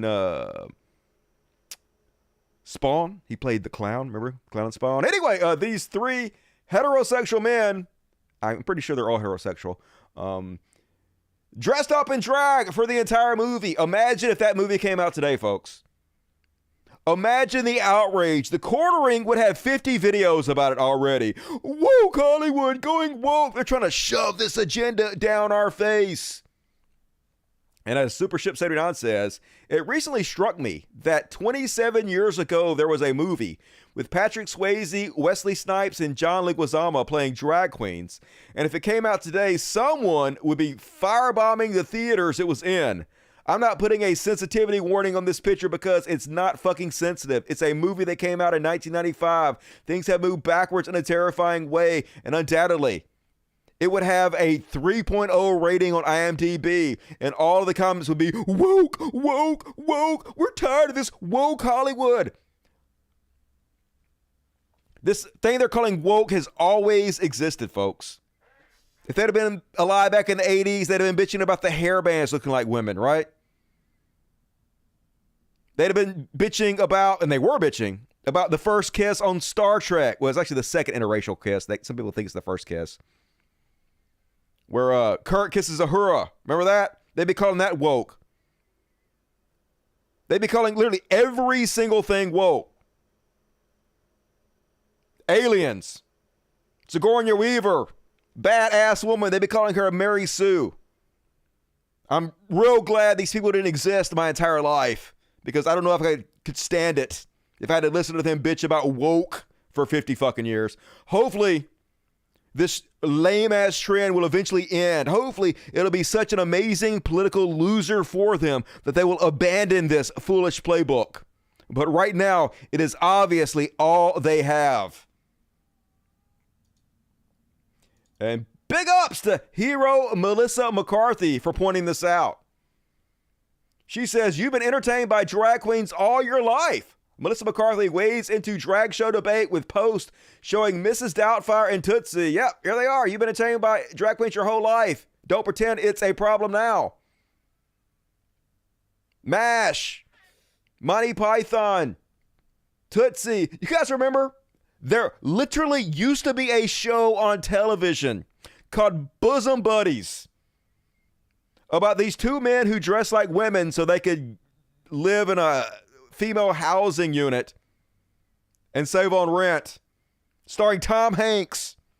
Can you imagine if they did this today? They would be having heart attacks. They would be having congressional hearings about it, folks. That's how far and fast the Republican Party has slipped. That's how regressive our society has become. Somehow we are more regressed than the fucking 80s were because of this nonsense. But like I said, it's because it's all they have. They don't have any policies. They don't have any plans. They don't have any issues. Fear-mongering, that's all they have. But hopefully, like I said, it's going to backfire on them folks because they dished in a new poll. And apparently, woke is considered a positive term by most people. This is according to The Hill. A majority of Americans in a new poll have a positive association with the term woke, understanding it to mean to be informed, educated on, and aware of social injustice. And by God, I hope this is true, folks. I hope this backfires in the most spectacular way, and I hope they lose everything. We'll soon find out, and that is my woke panic section. While we think about that, folks, Milton Berle, Tom Hanks was grooming us in the 80s. I know, right? No wonder they think Tom Hanks is so evil. The Tom Hanks. It is the Tom Hanks. Dude's been around for fucking ever. American treasure, Tom Hanks. Louis Anderson plays a woman. Yep. And what is that show with Zach Galifianakis? I can't say his name. You know, Zach. I've seen that show. Rest in peace, Louis Anderson. I'm starting to sweat, y'all. I'm going to turn my fucking air conditioner on. I'm going to turn this fan on a little bit. Hopefully it's not too loud, but I'm starting to sweat a little bit. Holy shit. Ooh, that feels good. Okay. Peter Pan has always been played by a woman. Yes, Peter Pan traditionally has been played by a woman on the stage. But that's woke, folks. Woke. It's all woke all the time. And move right along, folks. You've been waiting on it. And here it is. It's time for your Chud Watch.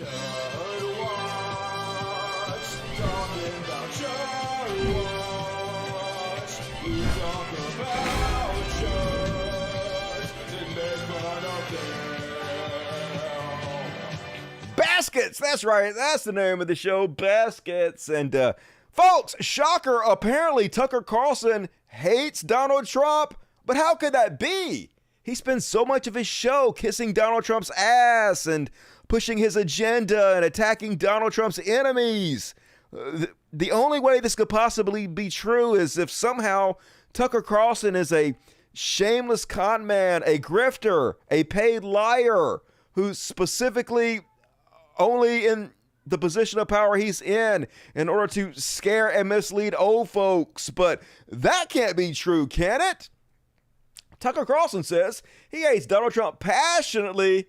Takeaways from Dominion Fox News lawsuit. So, yep. Because of the Dominion lawsuit where they're suing Fox News for $1.6 billion, they got a whole treasure trove of text messages from the Fox News crew. One from Tucker Carlson, who wrote, "I hate him passionately," Carlson wrote, adding that he can't handle much more of this. According to recently released court filings, in the message he said he truly can't wait to be able to stop covering Trump, and added that he has grown to despise him. No surprise there. But he'll still cover him. He'll still kiss his ass. He'll still shill for him because they are paid propagandists, and that's what they do for a living. But that ain't stopping Donald Trump from sending love to Tucker Carlson. DJT says, great job by Tucker Carlson tonight. The Select Committee of Political Hacks and Thugs has been totally discredited. They knowingly refused to show the videos that mattered. They should be tried for fraud and treason, and those imprisoned and being persecuted should be exonerated and released now. Who wants to tell him that Tucker actually hates him? But they don't actually care. He doesn't care. Tucker doesn't care. It's all a dog and pony show. It's all fake. It's all professional wrestling. And then on how can this be real life, Donald Trump released a video with the January 6 prisoners. I guess they called them and got them on phone to sing and edited all their voices together singing and released a video with Donald Trump speaking over them because, you know, these traitors who try to overthrow our government and install Donald Trump as dictator, they're somehow heroes, at least according to the conservatives now. This is how wild this world has gotten. Grim. We tried to overthrow the government. To the flag of the United States of America. Which I tried to overthrow.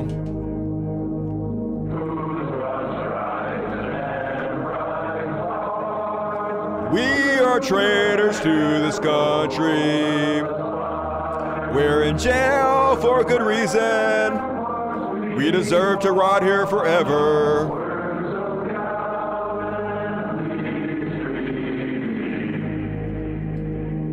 And to the republic for which it stands.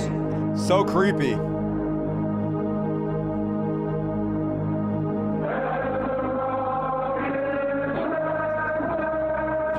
You attack cops with American flags. You crush them in the doorways and hit them in the head with fire extinguishers. It is like a horror movie. One nation, like, under God. Even the music is creepy. Like, it's hard to believe you put this out like it's normal and not just, like you said, a horror movie. But this is how far Republicans have fallen, where these obvious traitors to the country are celebrated as heroes and patriots now by the guy who might be president again. Who the fuck knows? It literally could happen again in this trash country we live.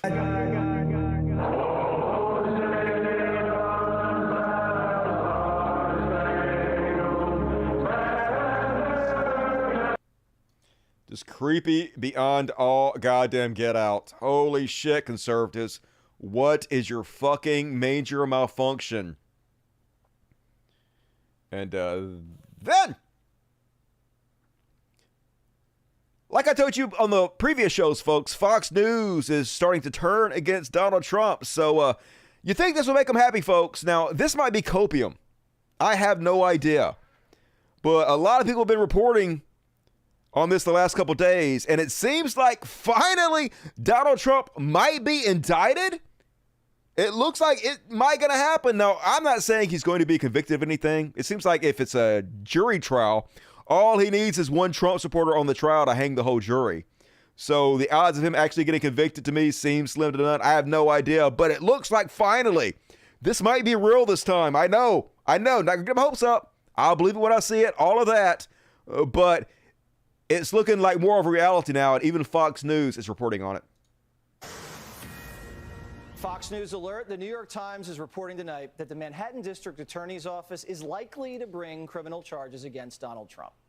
According to 4 sources close to the case, the Times says Trump's been asked to testify before a grand jury next week over the hush money payments made to Stormy Daniels in 2016. They're alleging Trump may have broken state campaign laws by paying her just days before the 2016 election.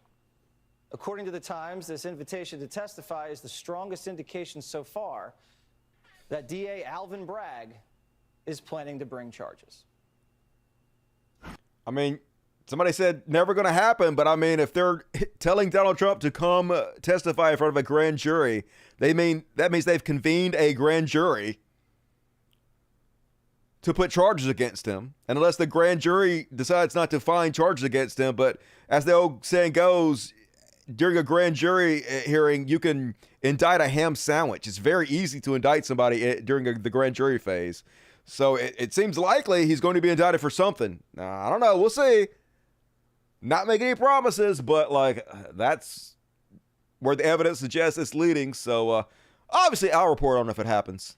So you guys will be on the know. And did you guys hear about Trump's lawyer, Gina Ellis, who had to admit publicly that she lied about election fraud and that she did it with malice and for her own selfish reasons? She had to sign a document admitting to all this because she was censored. You'd love to see it, folks. Former Trump lawyer Gina Ellis censored in Colorado for false election claims, and good. They should disbar every single one of the lawyers who work for Trump. All a bunch of liars, and I'm going to skip that one. Got to get a move on here, folks. We're already almost into overtime, crazy enough. And here's how far they have fallen, folks. Marjorie Taylor Greene, fresh off her speaking engagement at white supremacist Nick Fuentes' America First rally, appointed honorable Speaker pro tempore of the House, folks. Tell me racism is dead.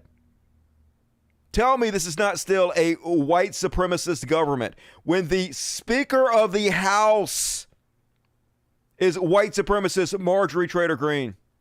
The Speaker's Rooms, Washington, D.C., March 8, 2023. I hereby appoint the Honorable Marjorie Taylor Greene to act as Speaker pro tempore on this day. That word's signed, Kevin McCarthy, Speaker of the House of Representatives. Pursuant to the order of the House of January 9th, 2023, the chair will now recognize members from the list submitted by the majority and minority leaders. It's just the worst timeline, folks. Grim shit here in America. SOS. And speaking of which, some hero out there was clearly fucking with Charlie Kirk. But Charlie Kirk is such a dipshit watermelon head, he didn't realize the guy was fucking with him and trolling him. But it's a great troll because it calls out just how obvious the Charlie Kirk grift is. Charlie Kirk claims that the election of 2020 was stolen.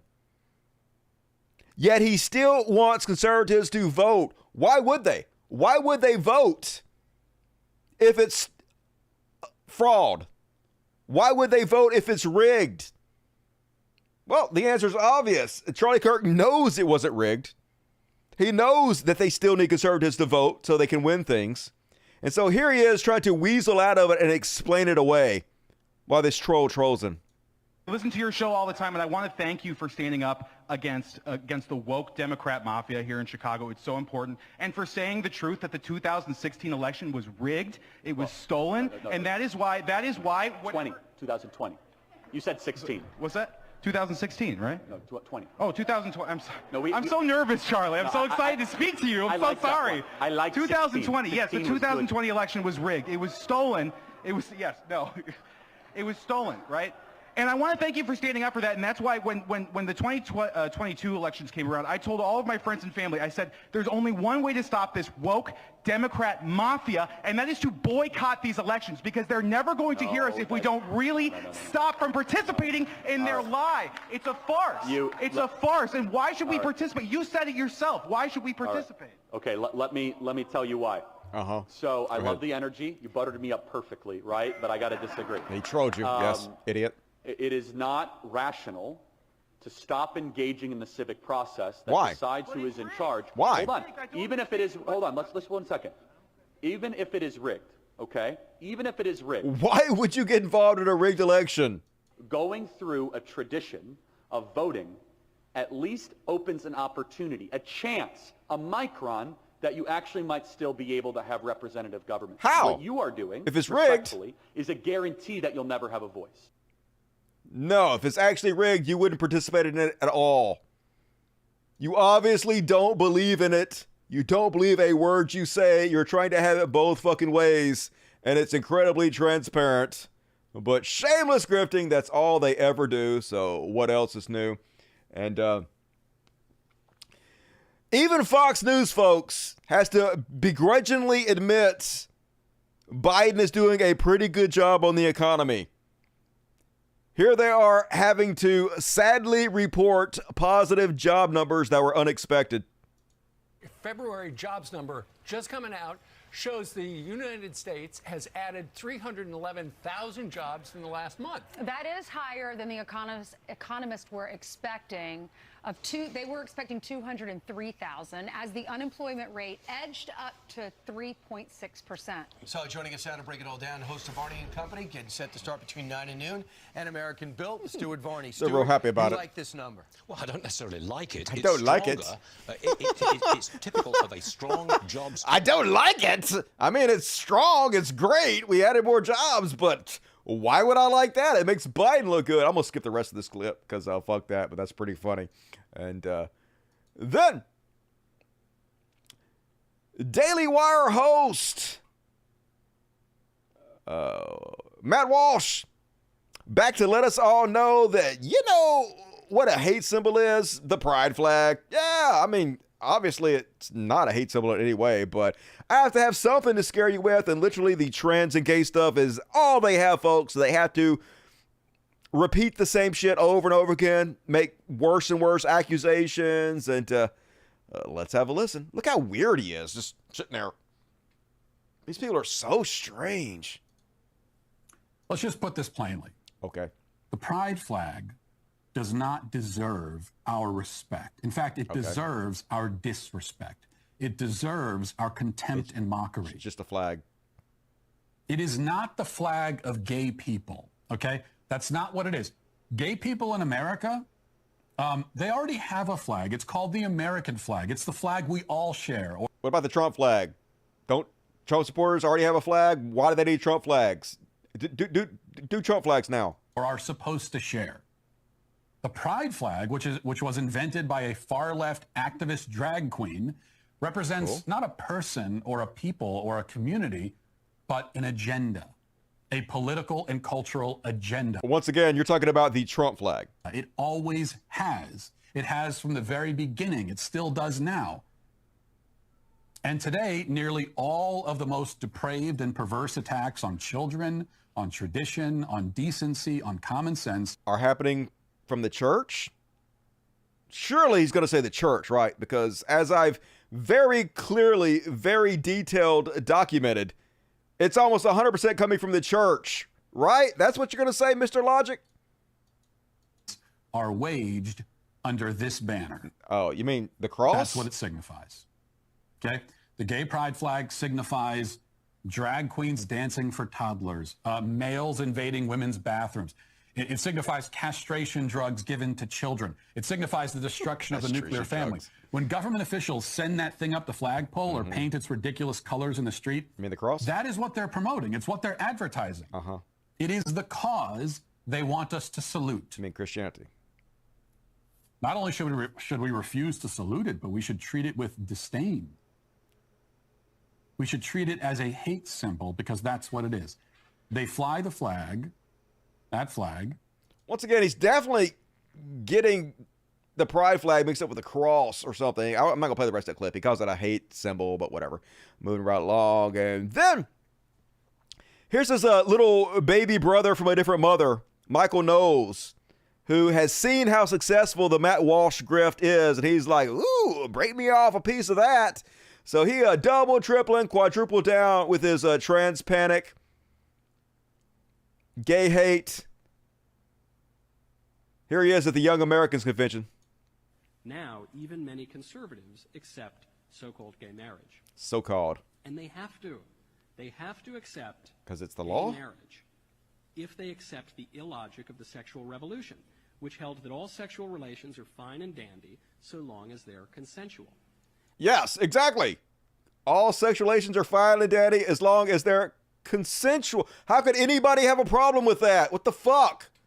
These fucking authoritarian freedom haters. God damn it. They're so repressed. After the sexual revolution, the only test for sexual ethics became, if it feels good, do it. Cool. For most of American history, nobody believed that. For most of American history... Yeah, for most of American history, people were racist and had slaves and women couldn't vote and shit, right? There were all sorts of laws against certain sexual behaviors. Uh-huh. There were famously laws against sodomy, but there were lots of other laws as well.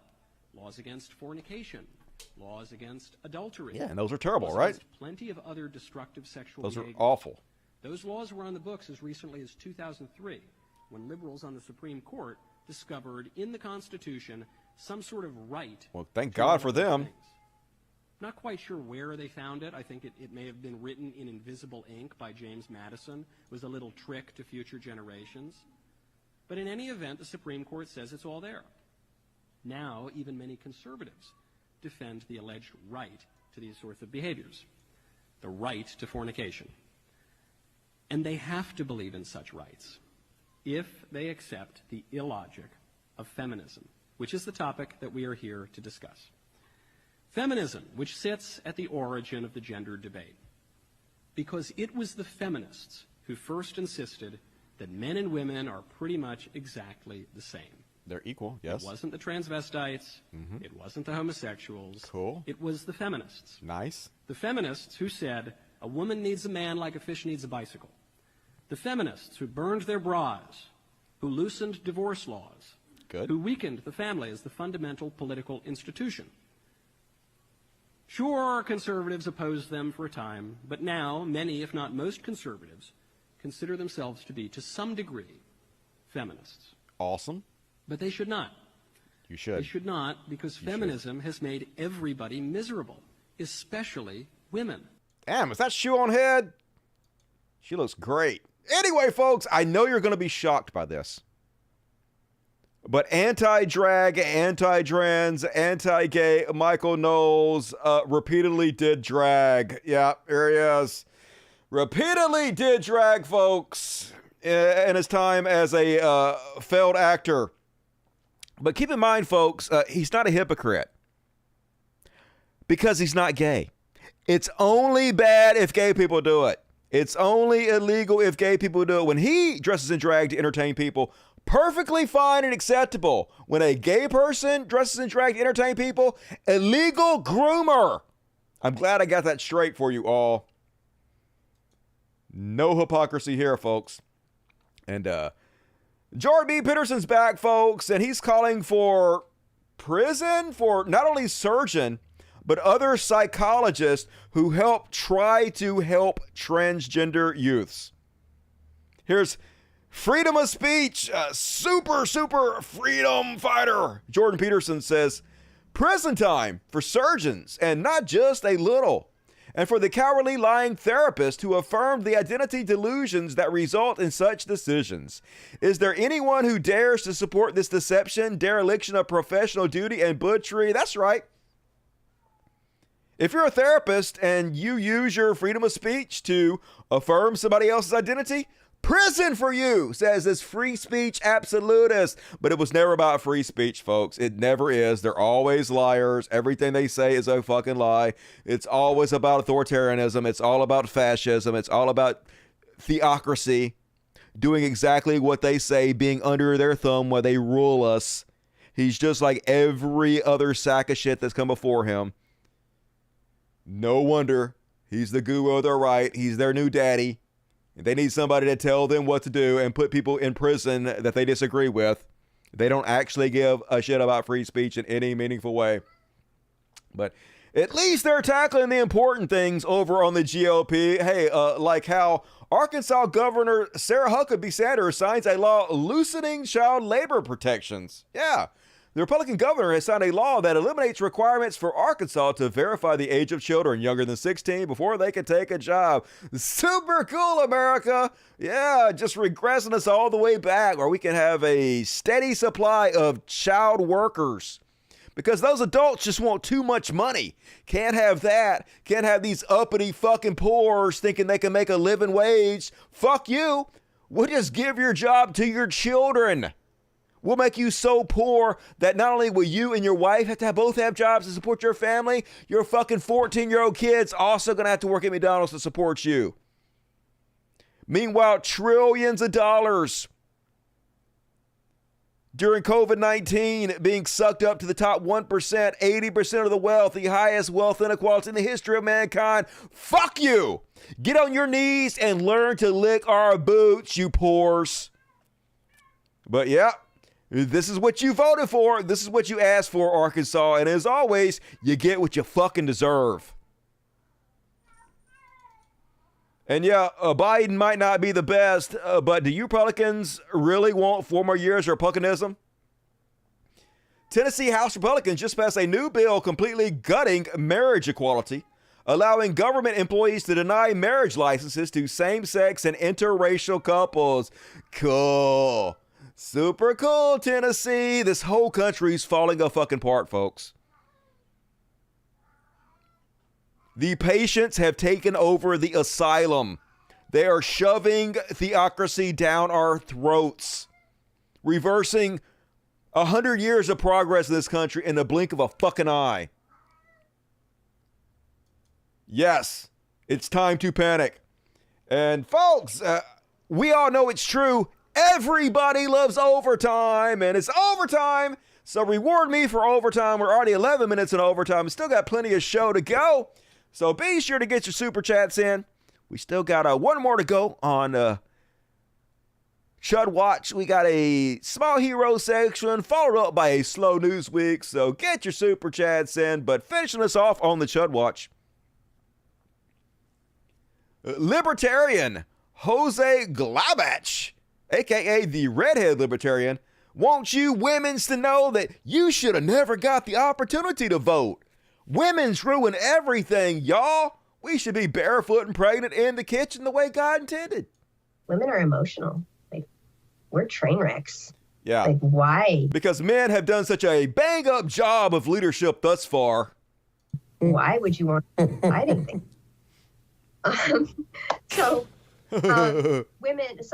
Women are supposed to be emotional train wrecks too. We're meant to bring balance to relationships with our nurturing and our intuition. And yeah, I'd hate for you to bring that nurturing and intuition to leadership positions in the government. Wouldn't that be horrible if we had more nurturing, empathetic people in our government? And the founders kind of saw it as one family, one vote. So they just decided, the men. Yeah, well, fuck the founders. They can think logically, broadly about abstract ideas and deduce a suitable conclusion where women might not be able to. And, we can look and see evidence of this looking at, say, the 2016 election. They did an exit poll, and if only women voted, there would have been 458 electoral votes for Hillary Clinton then. Damn, I'm with you. Only women should be allowed to vote from now on. You've convinced me. It's insane. This shows that we cannot be trusted. Yes, you cannot be trusted because you voted against Donald Trump. Good God. It is beyond parody all the time on the Chud Watch. And all right, what you guys got to say about that? You DSPs, are there any dirty, sexy pores left? Or Are you all now dust buddies? I better have a packed fucking house at the after party tonight. Got a big, long Elon Musk section you guys are not going to want to miss. And I got one Karen to show you, so be sure to tune in for that. She's arguing for her own imprisonment. I know. It's all nonsense all the time. That's all goddamn conservatism is about. Just the dumbest, stupid fucking bullshit that pops into their brain, but they know they're going to get rewarded for it because ignorance is the most sought-after trait in the conservative movement. Huckato. Good one. Grifters got a grift. ABG always be grifting. Hey, I saw my name. Let's see. Had Jordan Peterson spend a day in prison. He won't last an hour. Nope. He'd be like, put me in a coma for 10 years so I can get through this sentence. Yeah, weakest motherfucker ever. And all right, move right along, folks. Let's do some heroes. You guys ready for this?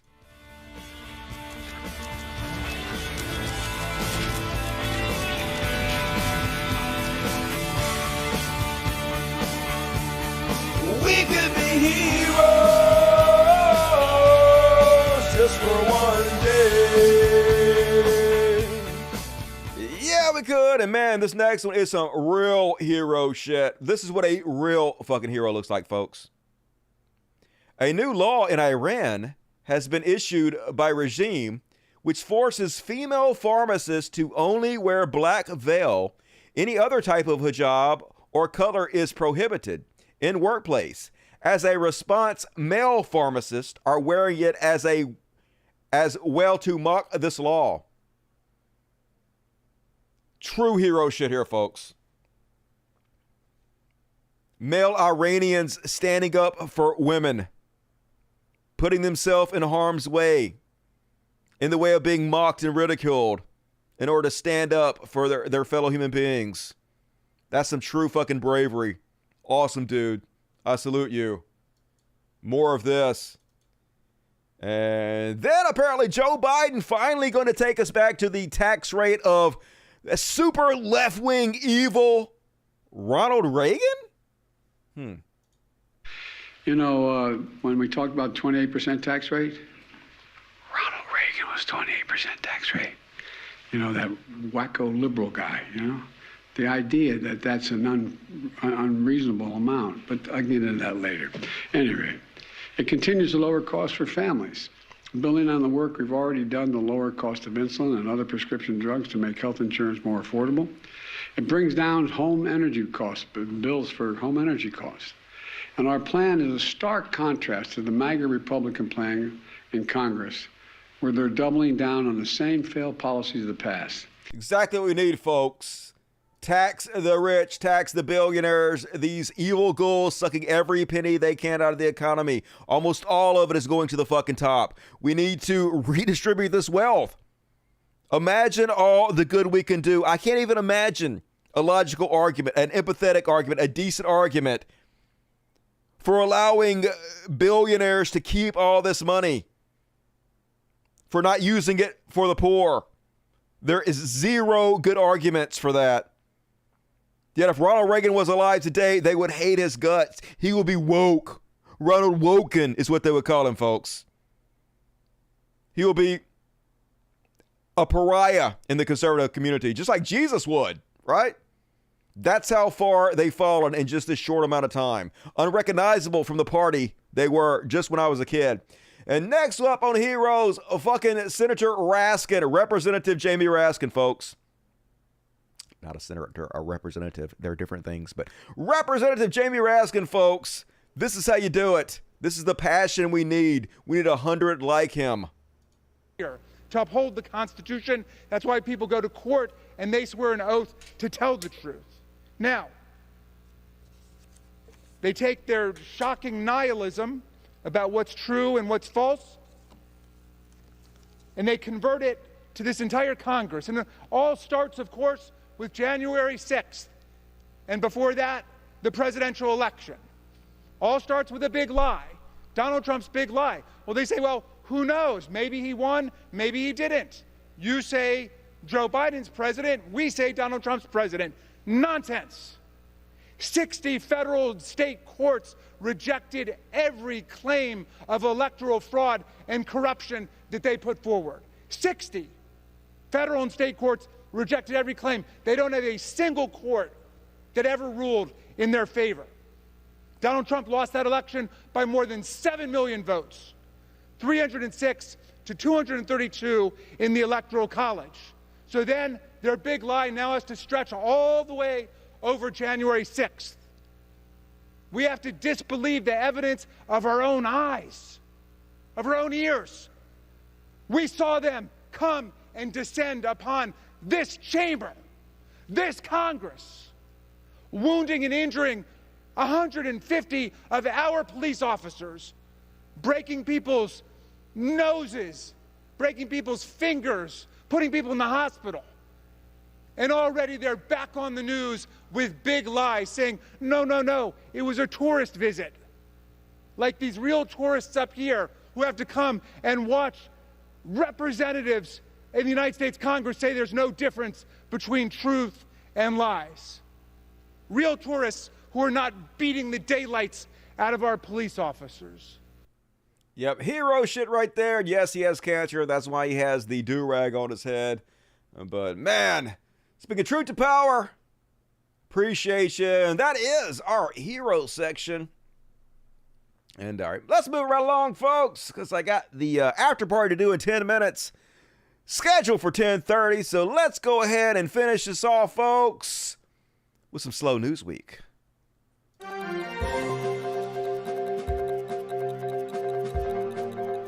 Slow News Week with Dusty Smith. Yeah! And first off, on tonight's Slow News Week, Dusty Smith, you guys heard about this new filter they got going on TikTok? Apparently some people are a little bit outraged by it because it works too well. I had mixed feelings about it. Let's take a look. Trying the bold glamour. And then we'll comment about it. Here's this filter. Filter with no makeup on. It makes you pretty, y'all. Plumps out those lips. Makes your cheekbones bigger. Wow. And it's hard to tell it's even a filter. And a lot of different videos commented about it. People freaking out saying it. This woman thinks it should be illegal for some reason, which seems silly to me. Just don't fucking use it. I really thought this was like a joke. Like somebody was like putting something else on their face and it wasn't a legitimate filter. But like, this is legitimately a filter. Like, look, you can't even... Why are these getting like this? No wonder everyone feels so fucking ugly all the time. Just turn it off. Like, this is hard to tell that it's a filter. Yeah, it does. True. They should be illegal. We have got to stop this, for real. Just for reference, this is me without the filter. Okay. It definitely looked better with the filter. I mean, but still. Yeah. You're not bad looking, but... Let's ban filters. No, let's not ban filters. What are you talking about? Hey, I want to do this show for another 50 years, and eventually I'm going to get older, and eventually probably I'm going to stop looking better as I get older. It's not happening yet. Still age like fine wine. But I'm depending on these filters, folks. Eventually, I'm going to start using them. I don't use a filter, folks. I have no plastic surgery. Haven't had any Botox, none of that shit. I did like have them cut off some of my hair back here and plug it up here a little bit. But other than that, nothing, no surgery. I did get LASIK too. But other than that, no plastic surgery. But hell, folks, I'm just going to get younger and younger with filters. I'm going to be 100 years old, looking 30, giving you guys the finest entertainment mankind has ever known. Because nobody wants to watch a 100-year-old man talk bullshit on the YouTubes. So depending on the filters, please do not make them illegal. I'm going to get a lot of mileage out of them someday. Believe you me. And then, sort of scary, but speaking of the future, speaking of robots, got a new one out, and apparently it don't like to have its nose touched. They getting pretty good. It's like, follow my finger. And she like, all right. And it's like, get the fuck, what the fuck? Get away from my nose. Your human disgust on me, and she got the little Iron Man thing, and she's like, finally, I will break your finger, motherfucker. You do not touch me without my permission. And I, for one, welcome our robot overlords. They gonna kill us all. And then, apparently they got a new chat PT coming out. You guys know about the chatbot that's taking over the fucking world? They got a new version that's coming out that's supposed to be like 51 times faster and better. We will introduce GPT-4 next week. There we will have multimodal models. That's a tongue twister. That will offer completely different possibilities. For example, videos. Hell yeah, now we're talking, Braun said. The CTO called LLM a game changer because they teach machines to understand natural language, which then understand in a statistical way what was previously only readable and understandable by humans. In the meantime, the technology has come so far that it is basically works in all languages. You could ask a question in German and get an answer in Italian. With multimodality, Microsoft OpenAI will make the models comprehensive, and I'm so excited about the future of AI, folks. Another couple years, it's going to be so good. I'm going to be able to feed all my old videos into it, and I'm like actually in a very unique, very amazing position here, since I have like 4 years of 2-hour shows of just me talking, giving my ideas, giving my memes, giving my arguments. I'm going to be able to feed all of this in with my image into these AI programs and eventually have generated content. I'll be able to say, hey, here's a story that just came out, AI. Please make a Dusty video about this story in my style, and it's going to do it. I'm going to have a whole channel devoted to this. I cannot wait. I'm going to live for fucking ever. Robits going to be taking over the Cult of Dusty channel, coming to a YouTube near you. And then I read this article. YouTubers can swear at the start of videos again without getting demonetized. And my first thought was, what the fuck you talking about, god damn it? I never stopped for a fucking second. People were like messaging me, hey, Dusty, did you hear about this thing where if you cuss in the first few seconds of a YouTube video, they demonetize you? And I'm like, God damn it, that has no effect on me. My entire channel has been soft demonetized for 7 years now. Haven't made fucking more than $1 a month off advertising in the last 7 years. So, has no effect on me, never stop. So fuck you regardless, YouTube. Take that change and shove it. And one more. Let's finish this out with this one, folks. Jane Fonda had a little bit of controversy when she was on The View. They asked her, how do you stop all these politicians from taking away a woman's right to choose and forcing her to become an incubator against her will? And here's her answer. We have experienced many decades now of having agency over our body, of being able to determine when and how many children to have. We know what that feels like. We know what that's done for our lives. We're not going back. I don't care what the laws are. We're not going back. I think the women will rise up. That's the activist. That's Jane speaking, and she probably will get a Nobel Prize. But it's the truth. Very soon. It is the truth. We're not going to do it. Besides marching and protesting, what else do you suggest? Well, it doesn't happen overnight. It's not a miraculous. What did you say? Murder. She's kidding. Wait a second. She's just kidding. Don't say that. That's you don't know. They'll pick up on that and just run with it. The worst. She's just kidding. Well, let me talk to you about. She's looking like, not really. Let's move on and talk about Jane's activism. Not really. If you guys trying to force women to become an incubator and take away our rights, whatever happens, happens. And I, for one, have no comment on this in any way. Murder is bad. Murder is wrong. No violence. No opinions whatsoever on this. Blink, blink, blink, blink, blink. And all right, that's my time, folks. Let's read the super chats. And those of you who want to join the after party who haven't already been gifted, Dust Buddy memberships need to go ahead and sign up for our Patreon. Even if you've been gifted Dust Buddy memberships, please be a patron anyway.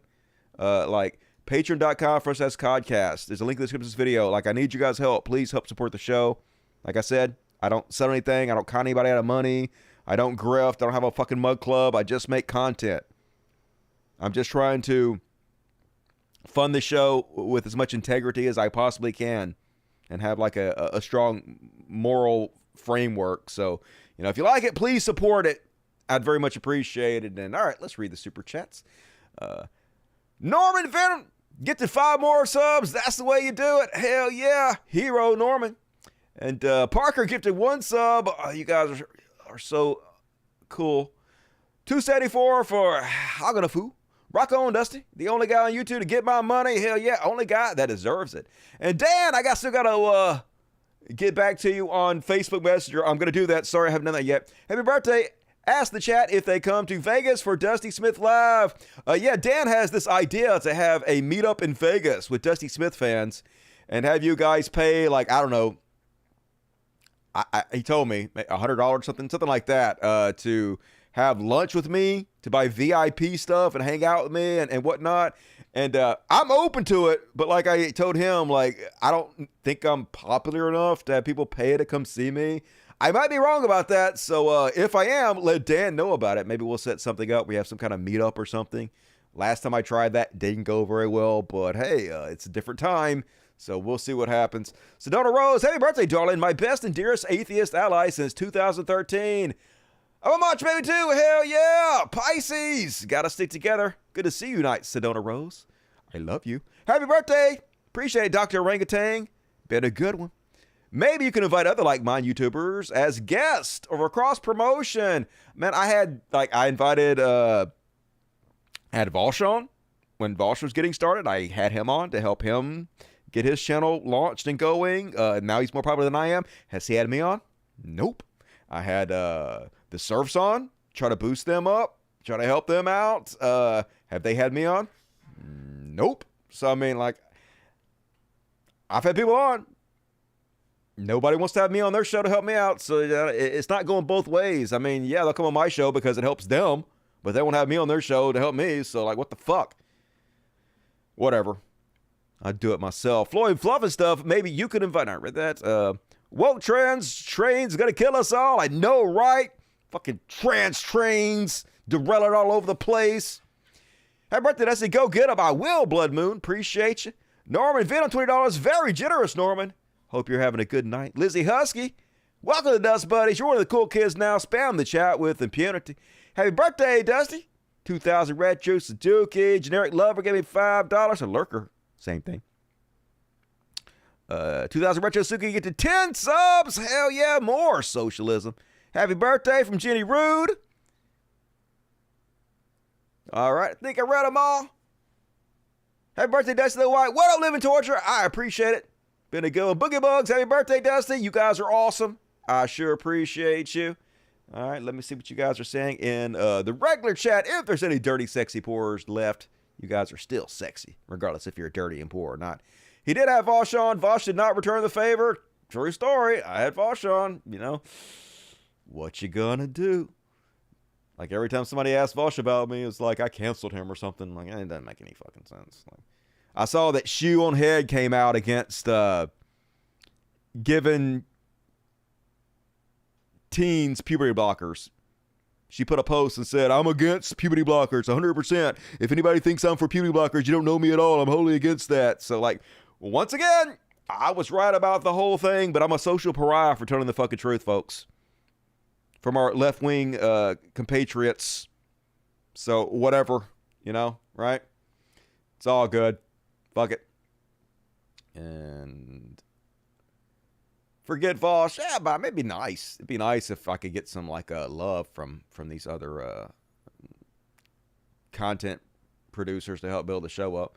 And asking you shall receive $100 from me. What?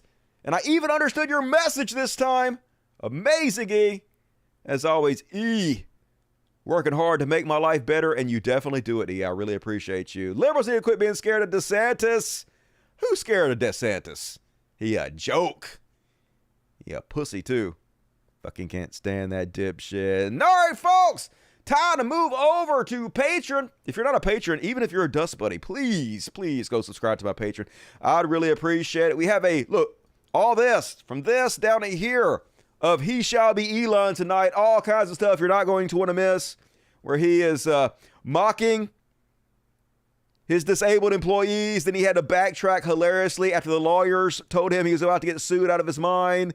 Gonna be something you don't want to miss. So click on the description of this video, jump over, join us on tonight's after party, and I will see you guys there in just a second. Gonna go to the bathroom, so switch over now. The rest of you, I will see Monday. It's only a couple days away for another episode of the greatest show in the history of mankind. Mark your calendars, tune in. It's gonna be daylight saving time, so don't get it twisted, don't fuck up, don't miss it. 8 p.m. Central, 9 Eastern. We do it twice a week. Gonna see you guys then. Love the shit out of you. And as always, till next time, logic. And let's go ahead and play a little wobble. Hope you guys didn't see any fucking porn or shit. Whatever, it doesn't matter. Good night, everybody. Love you.